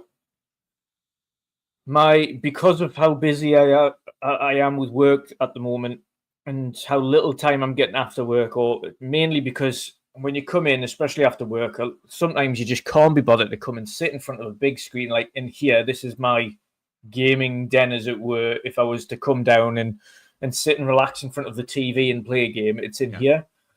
But when you've had a long day at work, often I've been at work for 11 or 12 hours. I come in and I'm knackered, and I've just been to the gym, make food, and by the time I get sorted, it's already like 8:30, 9 o'clock at night, and I'm just like, oh, I'm not gonna go and turn on, and then I'll stare at what I want to play or what I feel like playing. By the time I start playing something, I maybe's got an hour at most before I need to head to bed for work again. So I've been really playing. This is why I've been playing on the Switch so much, because I can, whilst I'm waiting for food to cook in the oven or something like that, I can just play on that for half an hour, and then when I jump into bed, I can play on that for half an hour, and then I can just plonk it down on the side, and then boop, done, out. Yep. And so my want for it, not so much need. There isn't a need, but there's a want. My want for an AliEx is increasing because of its. In the past, I was always thinking of handhelds more of if I travel more and if I'm going abroad and if I go to a hotel or if I'm staying somewhere, then I've got something to play that I'm on the way there when I'm traveling. And when I get there, I won't touch it, but it's more for the travel time and the something to do whilst I'm traveling.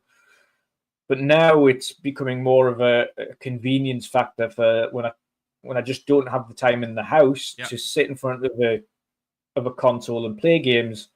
At least I can just pick it up for half an hour, plonk it down, put it in rest mode, whatever it is, and just chill. And just know that I don't have to worry about it. That's the one good thing about quick resume on Xbox or even on Switch. Like I can just press the power button on Switch and put it into sleep mode, and then take it out of sleep mode, and the game's exactly where I left it. I don't have to worry about saving it or anything like that because it won't close itself down. So I don't have to worry about any of that stuff. And so it's just a hyper convenience. So I'm definitely going to be picking up an AliEx for the hyper convenience of being able to play more Xbox games when I don't have the time to sit in front of a big screen and play it. That's the thing, right? While I totally get your argument about the handheld gaming convenience, the Switch itself is limiting yourself towards the Switch games, right? And Yeah, even though, yes, they've released now games like, I don't know, Cyberpunk and so on, those are old games. It's not usually not the games that you are currently playing. And yeah, other than the Nintendo games, which don't get me wrong, they are super fun. Mario and Mario Kart and Zelda and so on, they are super fun games. But outside of that, you're not getting that many third-party games on the Switch. And I know the Switch 2 is now a little better, but still, yeah. most of the AAA um, um, games are not New coming. releases. New Yeah, releases are not coming to the Switch. Um, at least At not at launch. launch, and Yeah. most of them not at all. Um, and did, this is just, and then of course the question is, uh, if you have the chance to play in front of the telly, yeah, you'd rather play the game on your Xbox or your PlayStation or your PC, yeah, than on the weakest of them all. So when I got the original Ellie, Rock Ellie, 3 years ago when it launched, I was heavily debating it with myself because I was also like, do I need it? It wasn't really so much, I need this, right? It was more like I kind of want that. But Yeah. it was also a hefty asking price point. It was, if I remember correctly, it also was 800 euros. Mm. Which would be then like 100 euros less than the Xbox version now is coming out, right? So Yeah. it was also a very hefty asking price point. Then once I had it, I realized how, because until that point I was thinking about handheld gaming. Yeah, that's for when I travel. That's for when I'm on the go. But it really isn't. I play most of the time my Ellie at home, not when I'm traveling. And I kind of travel a lot for work reasons. So because of that convenience factor, right? Um, Playing for half an hour in bed, playing outside in the summer in the backyard, and so on. It became such a device that I use so much because I don't have to lock myself in my gaming cave. And don't get me Yeah. wrong, I love playing a great game on the big screen, um, the room for myself, all cool. But you don't get that chance so often. Like you said, yeah, Yeah. you're cooking something, making food, and you just have to spend like 15, 20 minutes to cover. The wife is watching something on Netflix, and you would just wanna, you're not interested in the latest Germany's Next Top Model episode, you know? um, Stuff like that. Um, Yeah. and so it became, or on the weekends, yeah, my kids are busy here in the man cave. They Yeah. they are playing a lot of Forza Horizon lately. Yeah. Oh, Um, they'll be happy about one of the announcements, then. Absolutely, absolutely. However, and then what is Daddy doing? I just pick up my Ellie. So handheld Yeah. gaming became such a different use case for me than I expected it to be when I got the Ellie. And I Yeah. bet that a lot of people that are new to handheld gaming or PC handheld gaming, let me rephrase that because probably many do already have the Switch, um, will definitely feel different about it. Because even though things like the Steam Deck, things like the Rock Ally, the Lenovo Legion Go were pretty successful, I feel like a lot of people were not picking them up. And I kind of have the feeling that this Xbox Rock Ally is going to be very different. It's going to be way more successful than the original Asus Rock Ally. Because of that Xbox branding and because of all the advertisement that Xbox is doing for them, right? Because Yeah. it's a super different marketing budget that they have now for this one, and I feel like a lot of people will experience the beauty of PC handheld gaming for the first time now, and will discover so many more use cases for it than they might have originally thought of. Because of course handheld gaming, the first thing comes to mind, yeah, it's for my commute to work, it's for when I'm traveling somewhere, when I'm on vacation, when I don't know, those are the typical use cases you would think of for a handheld, but it really isn't this convenience. And then this is also going to be new for you. This beauty of play anywhere, when you just go back and forth, Yeah. in between console, in between handheld.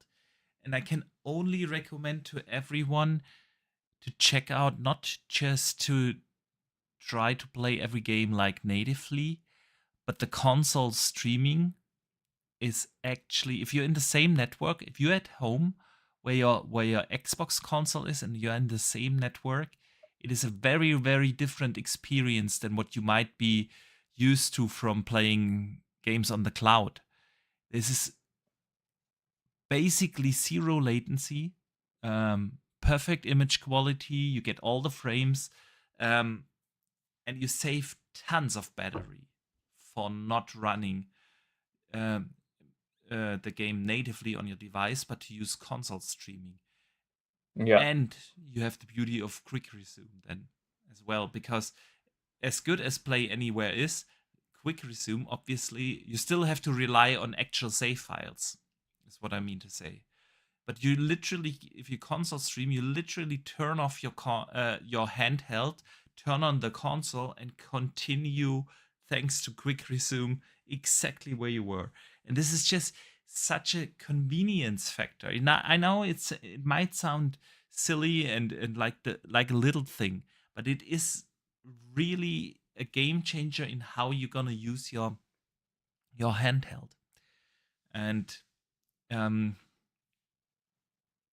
so this was a very heavy advertisement pro PC gaming handhelds, but it really, really is different. And it is very different also for the Switch users, because then you're not just limited to your Marios and your Zeldas, but you are playing every game that you are usually playing, your big AAA blockbusters, all the indie games you're playing, and it's a fantastic thing. And that's why Yeah. I was debating with myself now again, of course, do I need the upgrade? Because as much as Xbox wants it to be something special, let's face it, the ROG Xbox LE and LEX are not an Xbox console. They are not.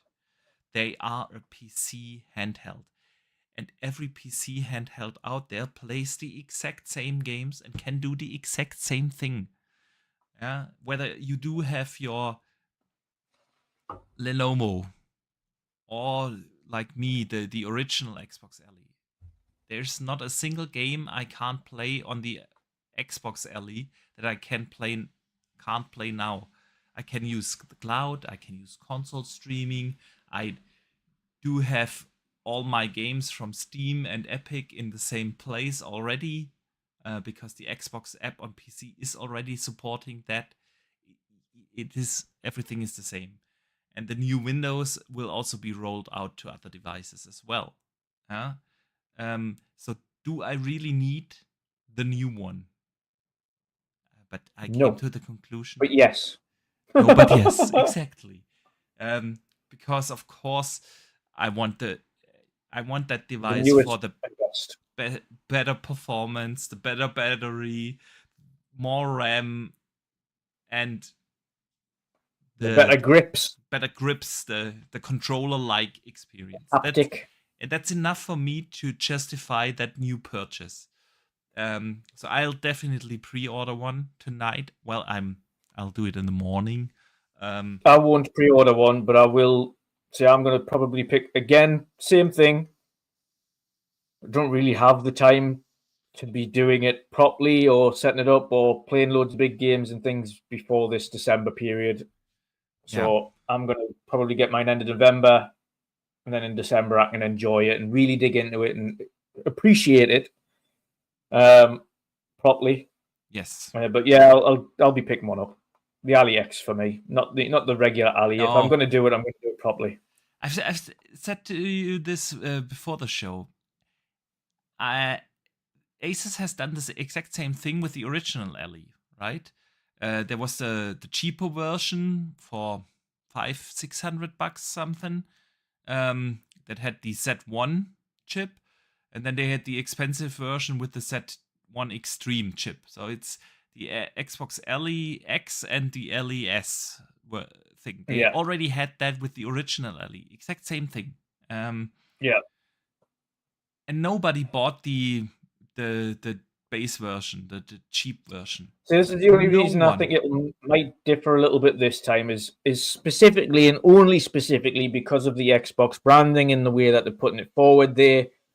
With it more being focused on trying to push it to the masses, I think maybe some of the younger audience will end up picking up the cheaper version that maybe their parents' budget stretches to if they want a handheld. Because if you have a look at the pricing model for like the Steam Deck, that's more in the ballpark figure of the pricing model for the Switch, the regular Ali, and the Switch.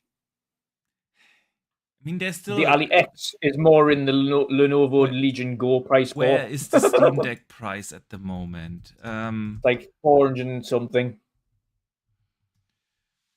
The Steam Deck is around. What does it say? I mean, the 256 gig version starts at 330 euros. Yeah, I mean, yeah, and if you want to get the OLED one with 512 gigs, you're at 570. Yeah. So that's what I'm saying. It's like that kind of ballpark figure. And the Steam Deck was super popular. Steam Deck ballpark, yes, but well, if the LEX and it looks like it's gonna be 600 euros, is still 200 euros more expensive than the Switch, and so I wouldn't put it in the same ballpark as the Switch. However, I don't think, and that's why I'm saying a 600 euro device is not for the casual gamers. The target audience for these devices are not the casual gamers. No, but because I think that's my main thing is because of the Xbox branding, I foresee more of the not specifically casual, but like younger gaming audience that can't afford the big be all end all boss version, or their parents can't afford to fork out $800-900 on a on a big old version. But I get the lower model. I don't think that a lot of the younger people are going to get that. They do have their iPhones or tablets for that kind of gaming. So I wonder, maybe I'm wrong here. But since I feel like the target audience of this is the more hardcore gaming community. The more hardcore gaming community, nobody is going to buy the LES. I'm going to call it the LES. Yeah, that's pretty much what it is. Yes. Yeah.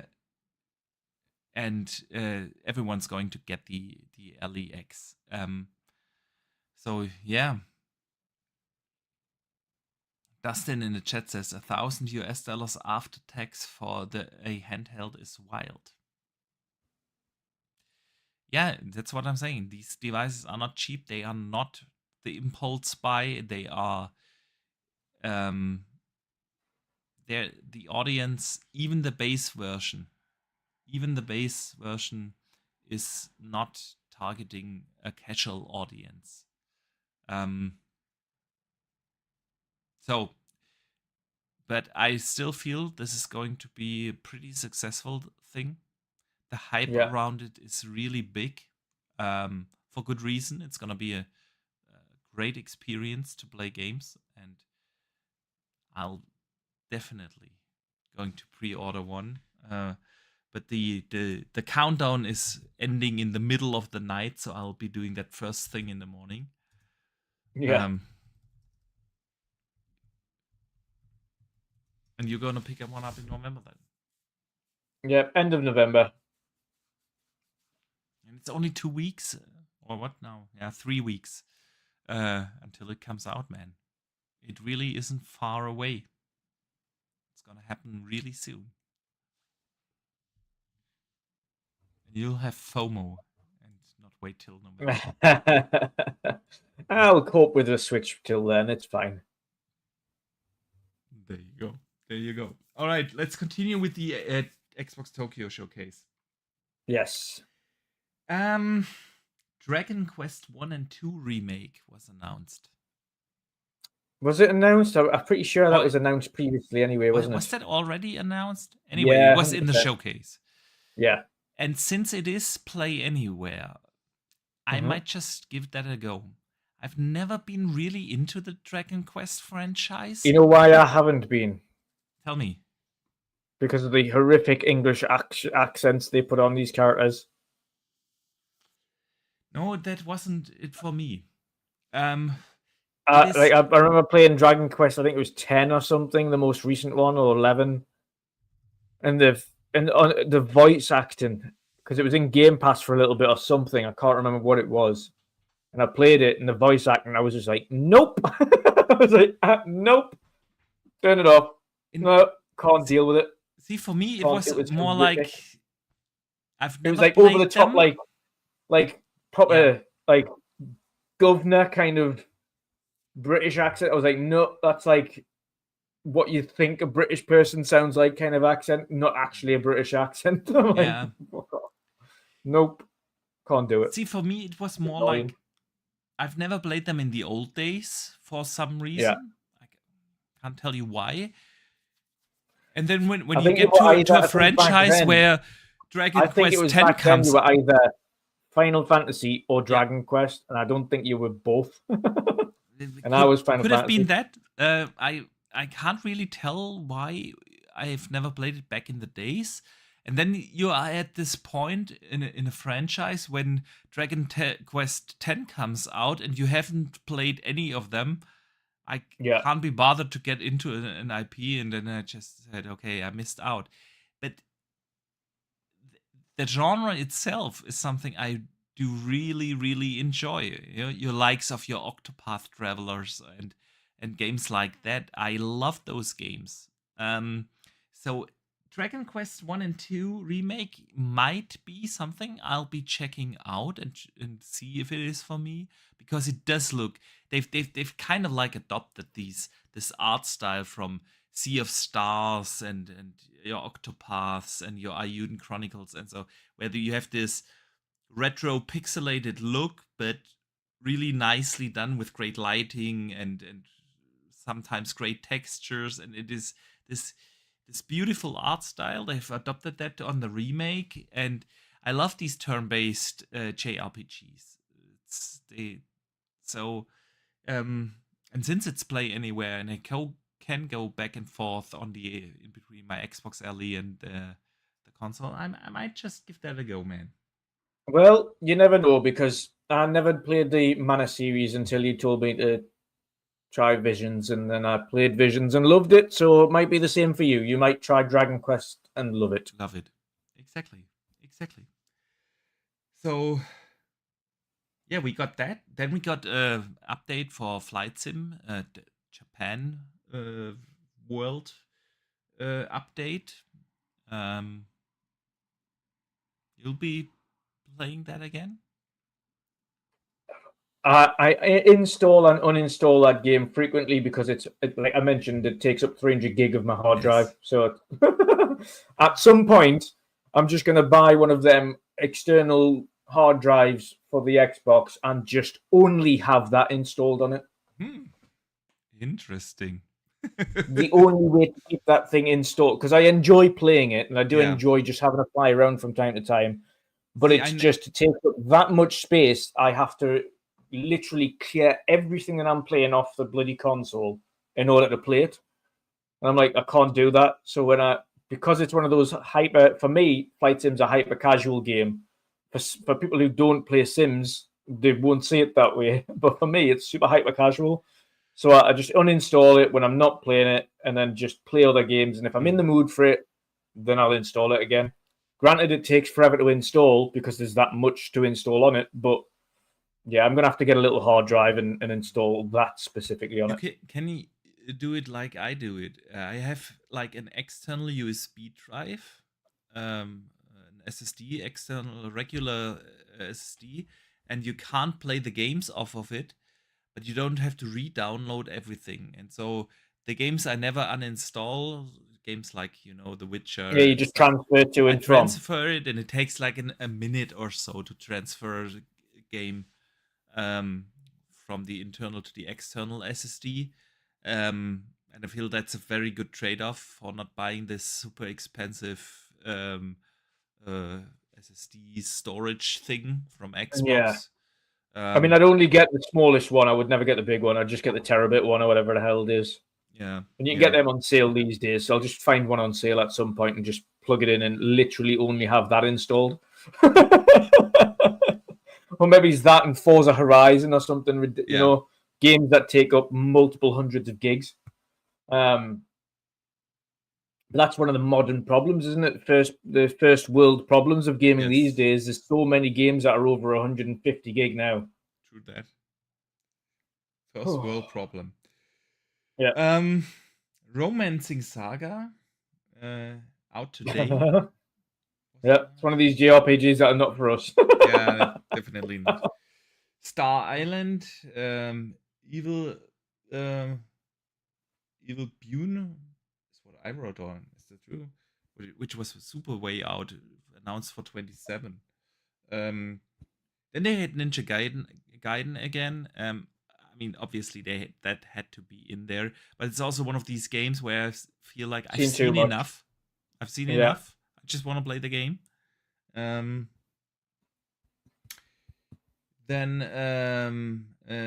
Mistfall Hunter was announced. Call of Duty was in there. They talked about this one Japanese-inspired map for way too long. Yep, as they always do. As they always do. So yeah, I don't know. Call of Duty Black Ops 7 is. We mentioned it earlier. It's not gonna be. Yeah. It's not gonna be. Yeah, I'm not really bothered about it. I'm probably gonna forget that it's out. Yeah, yeah. All right, and then we got the big one. But before we talk about that, let me shout out Sith Lord, who sends in a super chat. So thank you so much for the support. And he says his son is 11. He has a Steam Deck, OLED, and always plays it 24/7. Yeah. I mean, again, handheld gaming is absolutely awesome. Especially with the younger audience, it's the handheld tablet-y kind of thing where it's true. You just walk around with it, and that is true, and it does solve a problem of parents. So I'm kind of, call me old-fashioned, but I don't want to have my kids their own TV in their rooms. I mean, maybe they are 8 and 9 years. Maybe when they are older, I feel different. But now, in that age, I don't want to have them their own TV in their rooms. So, getting them a console, right, is always attached to that aspect as well. You need to get a telly for them, and that handheld solves that problem, right? Yeah, they are not occupying the big screen. This is the thing about, like, if you go back years and years, and when we were growing up, when the Game Boy first released, and the Game Boy Advanced and things like that, and the Game Boy Color, yes, like that, the reason that was as popular as it was and it sold as many as it did was because it was the first real, proper, portable, actual gaming device. Yes. And you didn't have to have a TV. You could, as long as you had your AA batteries. Yes. And you had a little lamp beside your bed. Yeah, yes. A little lamp beside your bed so you could see the screen. Yeah. Or you got the light attachment that fitted to it. You were good to go. Yes. But yeah, it does. It solves the problem. It solves needing TV in rooms. You can just have the handheld and solves that problem. Absolutely. Absolutely. I feel a lot of people will be so happy when they experience this PC handheld gaming for the first time. All right, Dutch. Forza Horizon 6 got finally announced. Yes. It was accidentally leaked first. Yes, on their They, Insta they themselves accidentally leaked it by putting the advertisements live an hour on too early or Instagram. so. Yeah. Yeah. So as the rumors have been saying, for a while, it is obviously set in Japan, which Yeah. is, they also said that it was the by far the most requested region to go to. Yeah. And of course, I believe it's gonna be, especially for a game like a Forza Horizon. Japan is such a fantastic setting. You can do a lot with the colors, the lush cherry blossomed trees and things like that. It's gonna be beautiful. It's gonna be absolutely beautiful. They teased it with, well, a teaser. Yeah, we didn't see any Yeah. in-game footage, or anything.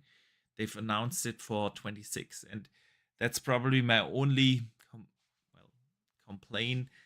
I mean, of course, you want to see that game, right? You want to Yeah. see how it looks. I would assume that they are using the new Forza tech engine, right? Yeah. For the first time in a Forza Horizon game. I want to see what Playground is doing with with that new engine, in Forza Horizon 6. So Yeah. yeah, and it was pretty much a teaser trailer, and we still have yet to see how good it will actually look.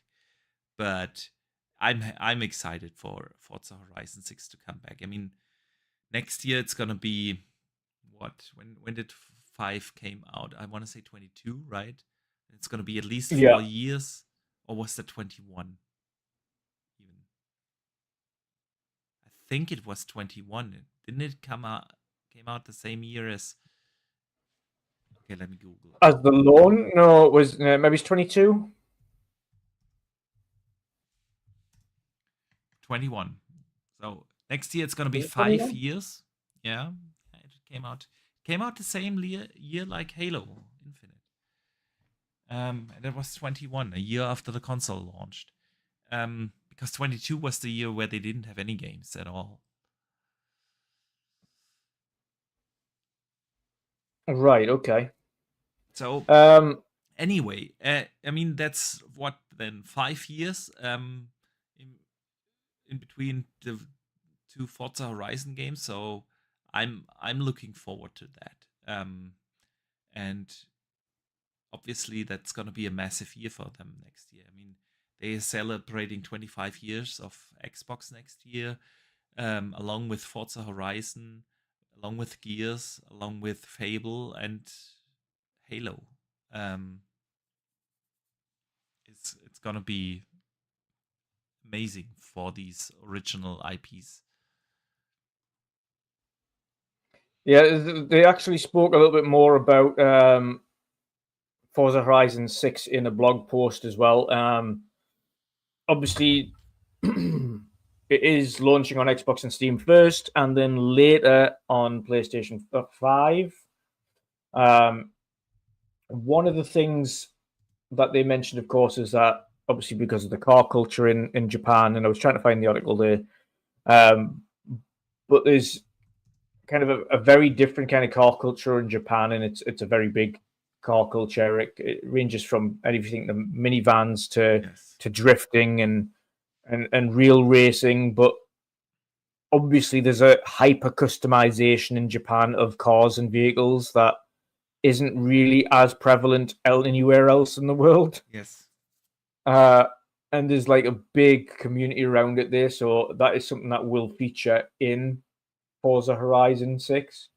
Now, if you know about anything to do with even if you, it sounds silly, watch the likes of Tokyo Drift, etc., they kind of give you a glimpse into the car culture, as it were, with ridiculous customization, whether it be like LED lights under the car, and as you saw in the early Need for Speed days, where you could put your LED lights and your low lights under the car and things like that, and have mad painting and silly wide body kits and things like that. There's going to be some hyper customization around it, but there's obviously going to be different seasons again.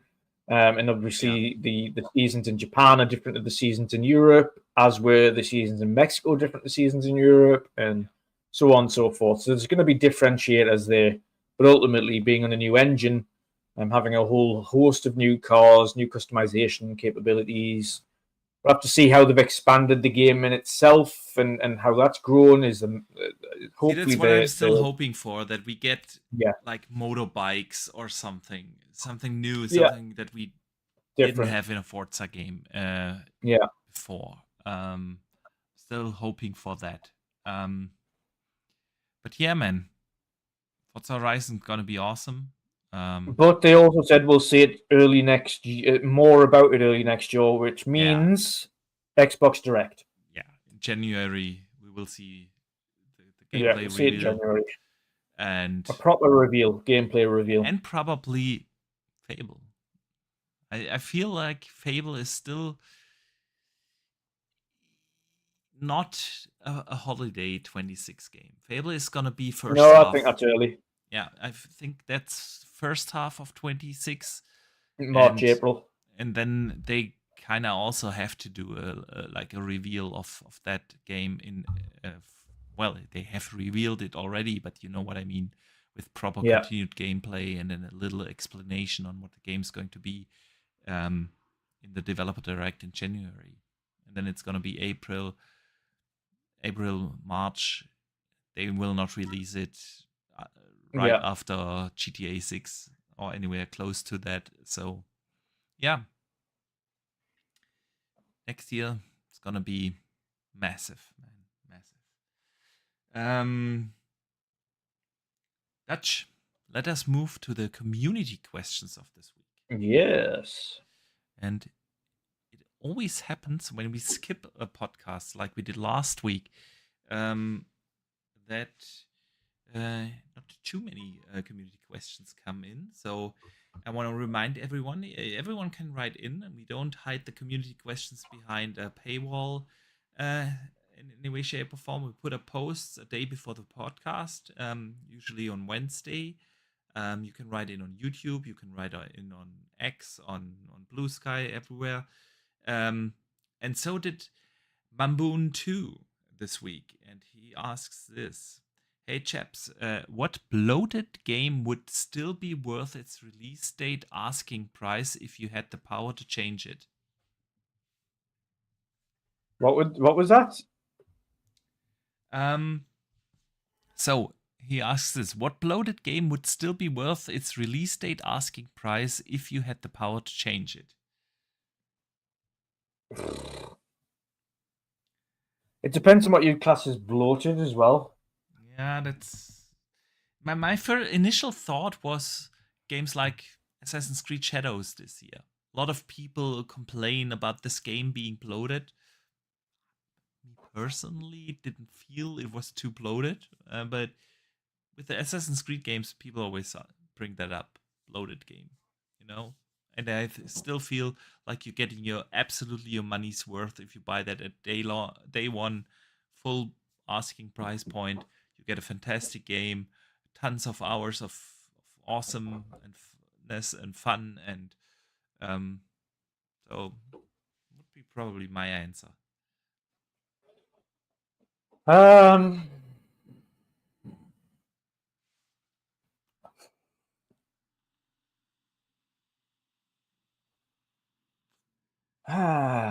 It depends, because it's always... This is definitely opinion based, because we can all agree to disagree on things. Yes. I thoroughly enjoyed Assassin's Creed Valhalla, and I'd probably still have paid the same amount for Valhalla as it was, but everyone's got a favorite Assassin's Creed game that they like to play, and Valhalla was one of mine. But I understood it was bloated, and there was a lot to it that people didn't want to do. But I thoroughly enjoyed the game for what it was, played all the way through it. I've got the DLCs, I haven't played them. But that's because there's so much stuff's happened since it released, and the DLCs released months after. Yeah. I just never got around to going back and playing the DLCs. That reminds me, man. I need to play the Assassin's Creed Shadows DLC. Yeah. But it is. I mean, again, it is what it is. On another front, people could always, I suppose, say it isn't. It isn't specifically bloated, but it is an absolute monster of a game. But no one can deny that Witcher 3, Yeah, but it's not although bloated. it's not it isn't bloated, but it has. It depends on what the definition of bloated is. Is it bloated? Is it a negative connotation, as in, oh, it's got so much nonsense stuff, or is it bloated because there is that much stuff in the game? It's not necessarily just bloated with bad things, but it could be bloated with just so much content. But I feel like there's a negative attachment to bloated. I mean, if we're going negative connotation in Assassin's Creed, if it's not a negative connotation and it's just simply so much content that you don't have the time to play it, then Witcher 3. If it's negative connotations that people weren't really particularly happy with it, but enjoyed it, then Valhalla. I see we agree at least on the Assassin's Creed franchise. Yeah. The big. I mean, to be fair, I think that's always going to be, and it always will be, a different version of Assassin's Creed that someone will say, because all of them are too bloated, but all of them are favorites for someone. Yes. Like I think Pat's favorite is Origins or Odyssey. Odyssey would be probably my favorite as well. I mean, I really enjoyed Shadows. One of them, or it's one of the new ones at least. Odyssey, anyway. Yeah, still over the old ones. I feel Odyssey's peak. That was just so good. I think what you could throw in the hat there as well is potentially Avatar. Yeah. I mean, probably a lot of the Ubisoft games, right? Yeah, a lot of them are bloated. There we go. The Big Bridge writes in and asks this. Hey, I hope you guys have a beautiful weekend. My question for the day is, it's wartime and your soldiers have caught an enemy spy, but he's reluctant to give any answers or divulge information. But the only way you can make him confess by making him watch an ultra cringe cutscene of a video game. Which video game cutscene would you force him to watch on repeat so he sings like a canary? It is super easy, dude. Death Stranding. Like the opening cutscene alone, I fell asleep twice in the first hour. So basically, I summed the question up now because it is so long. If you want to torture someone to talk, and the only chance is you have to give him an ultra cringe cutscene of a video game, which one would it be? Oh God. Ultra cringe. No, it wouldn't be Death Stranding. I've played much cringer games than that. It depends on who's in the chair. If it was like some kind of geek, then I'd probably, probably fucking Death Stranding or something. If it was like some uber macho person, that I'd put on some ridiculous weebo Japanese video game. Yeah, there are plenty of them. Horrifically cringe. With 2-hour-long cutscenes and yeah. All right. Dutch, that brings us to the end of this podcast. As always, it has been an absolute blast to talk about games, and today we had basically only game talk and a little Ellie talk. So it's fantastic. It was a great week for game reveals and trailers and updates on games, and that's why we're here for, right? We are here to play games and to look forward to games and get excited about games. And this was a great podcast this week. So I want to say a big thank you to everyone who joined us here live today, everyone who listens after the fact, either here on YouTube or on Spotify, Apple Podcast. We super appreciate you guys taking the time and chat with us about the hobby we all love. But before we let everyone out, let everyone know where they can find you and what you've coming up, man. You can find me asleep after work. Okay. Okay. No, Yeah, I've always been promising to try and get a stream out and things like that. But honestly, I wish I had the time to be able to do that and sit and kind of bring you guys a stream at the moment. But I'm just so busy. So it'll no doubt be probably back here next week on the midweek mix-up and on World of Gaming, talking about video games and talking about the games that have released or the games that will release shortly or any updates we get over the next week that come out of Tokyo Game Show, because there will be a couple of things that still drop. Yes. And there'll be a little bit more updates, and we might get more updates on some of the games that have been announced already that we can talk about. And of course, the AliEx official pricing and pre-orders will go live, and we'll talk about maybe the fallout or feedback of that when the prices come out. So there'll be a lot to talk about. But yes, so you'll catch me here next week again. But other than that, yes, as and when I've got a little bit of time, I'll try and come back to you guys and do a stream or something. But it's been a blast as always, and I hope everybody has an awesome night and weekend. Yeah, absolutely. I can only follow up on that.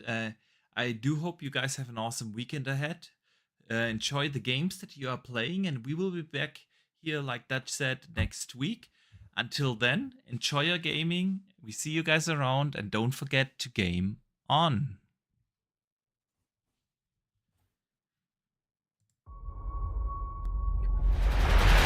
There we go. Outro on. Forgot I had to press it.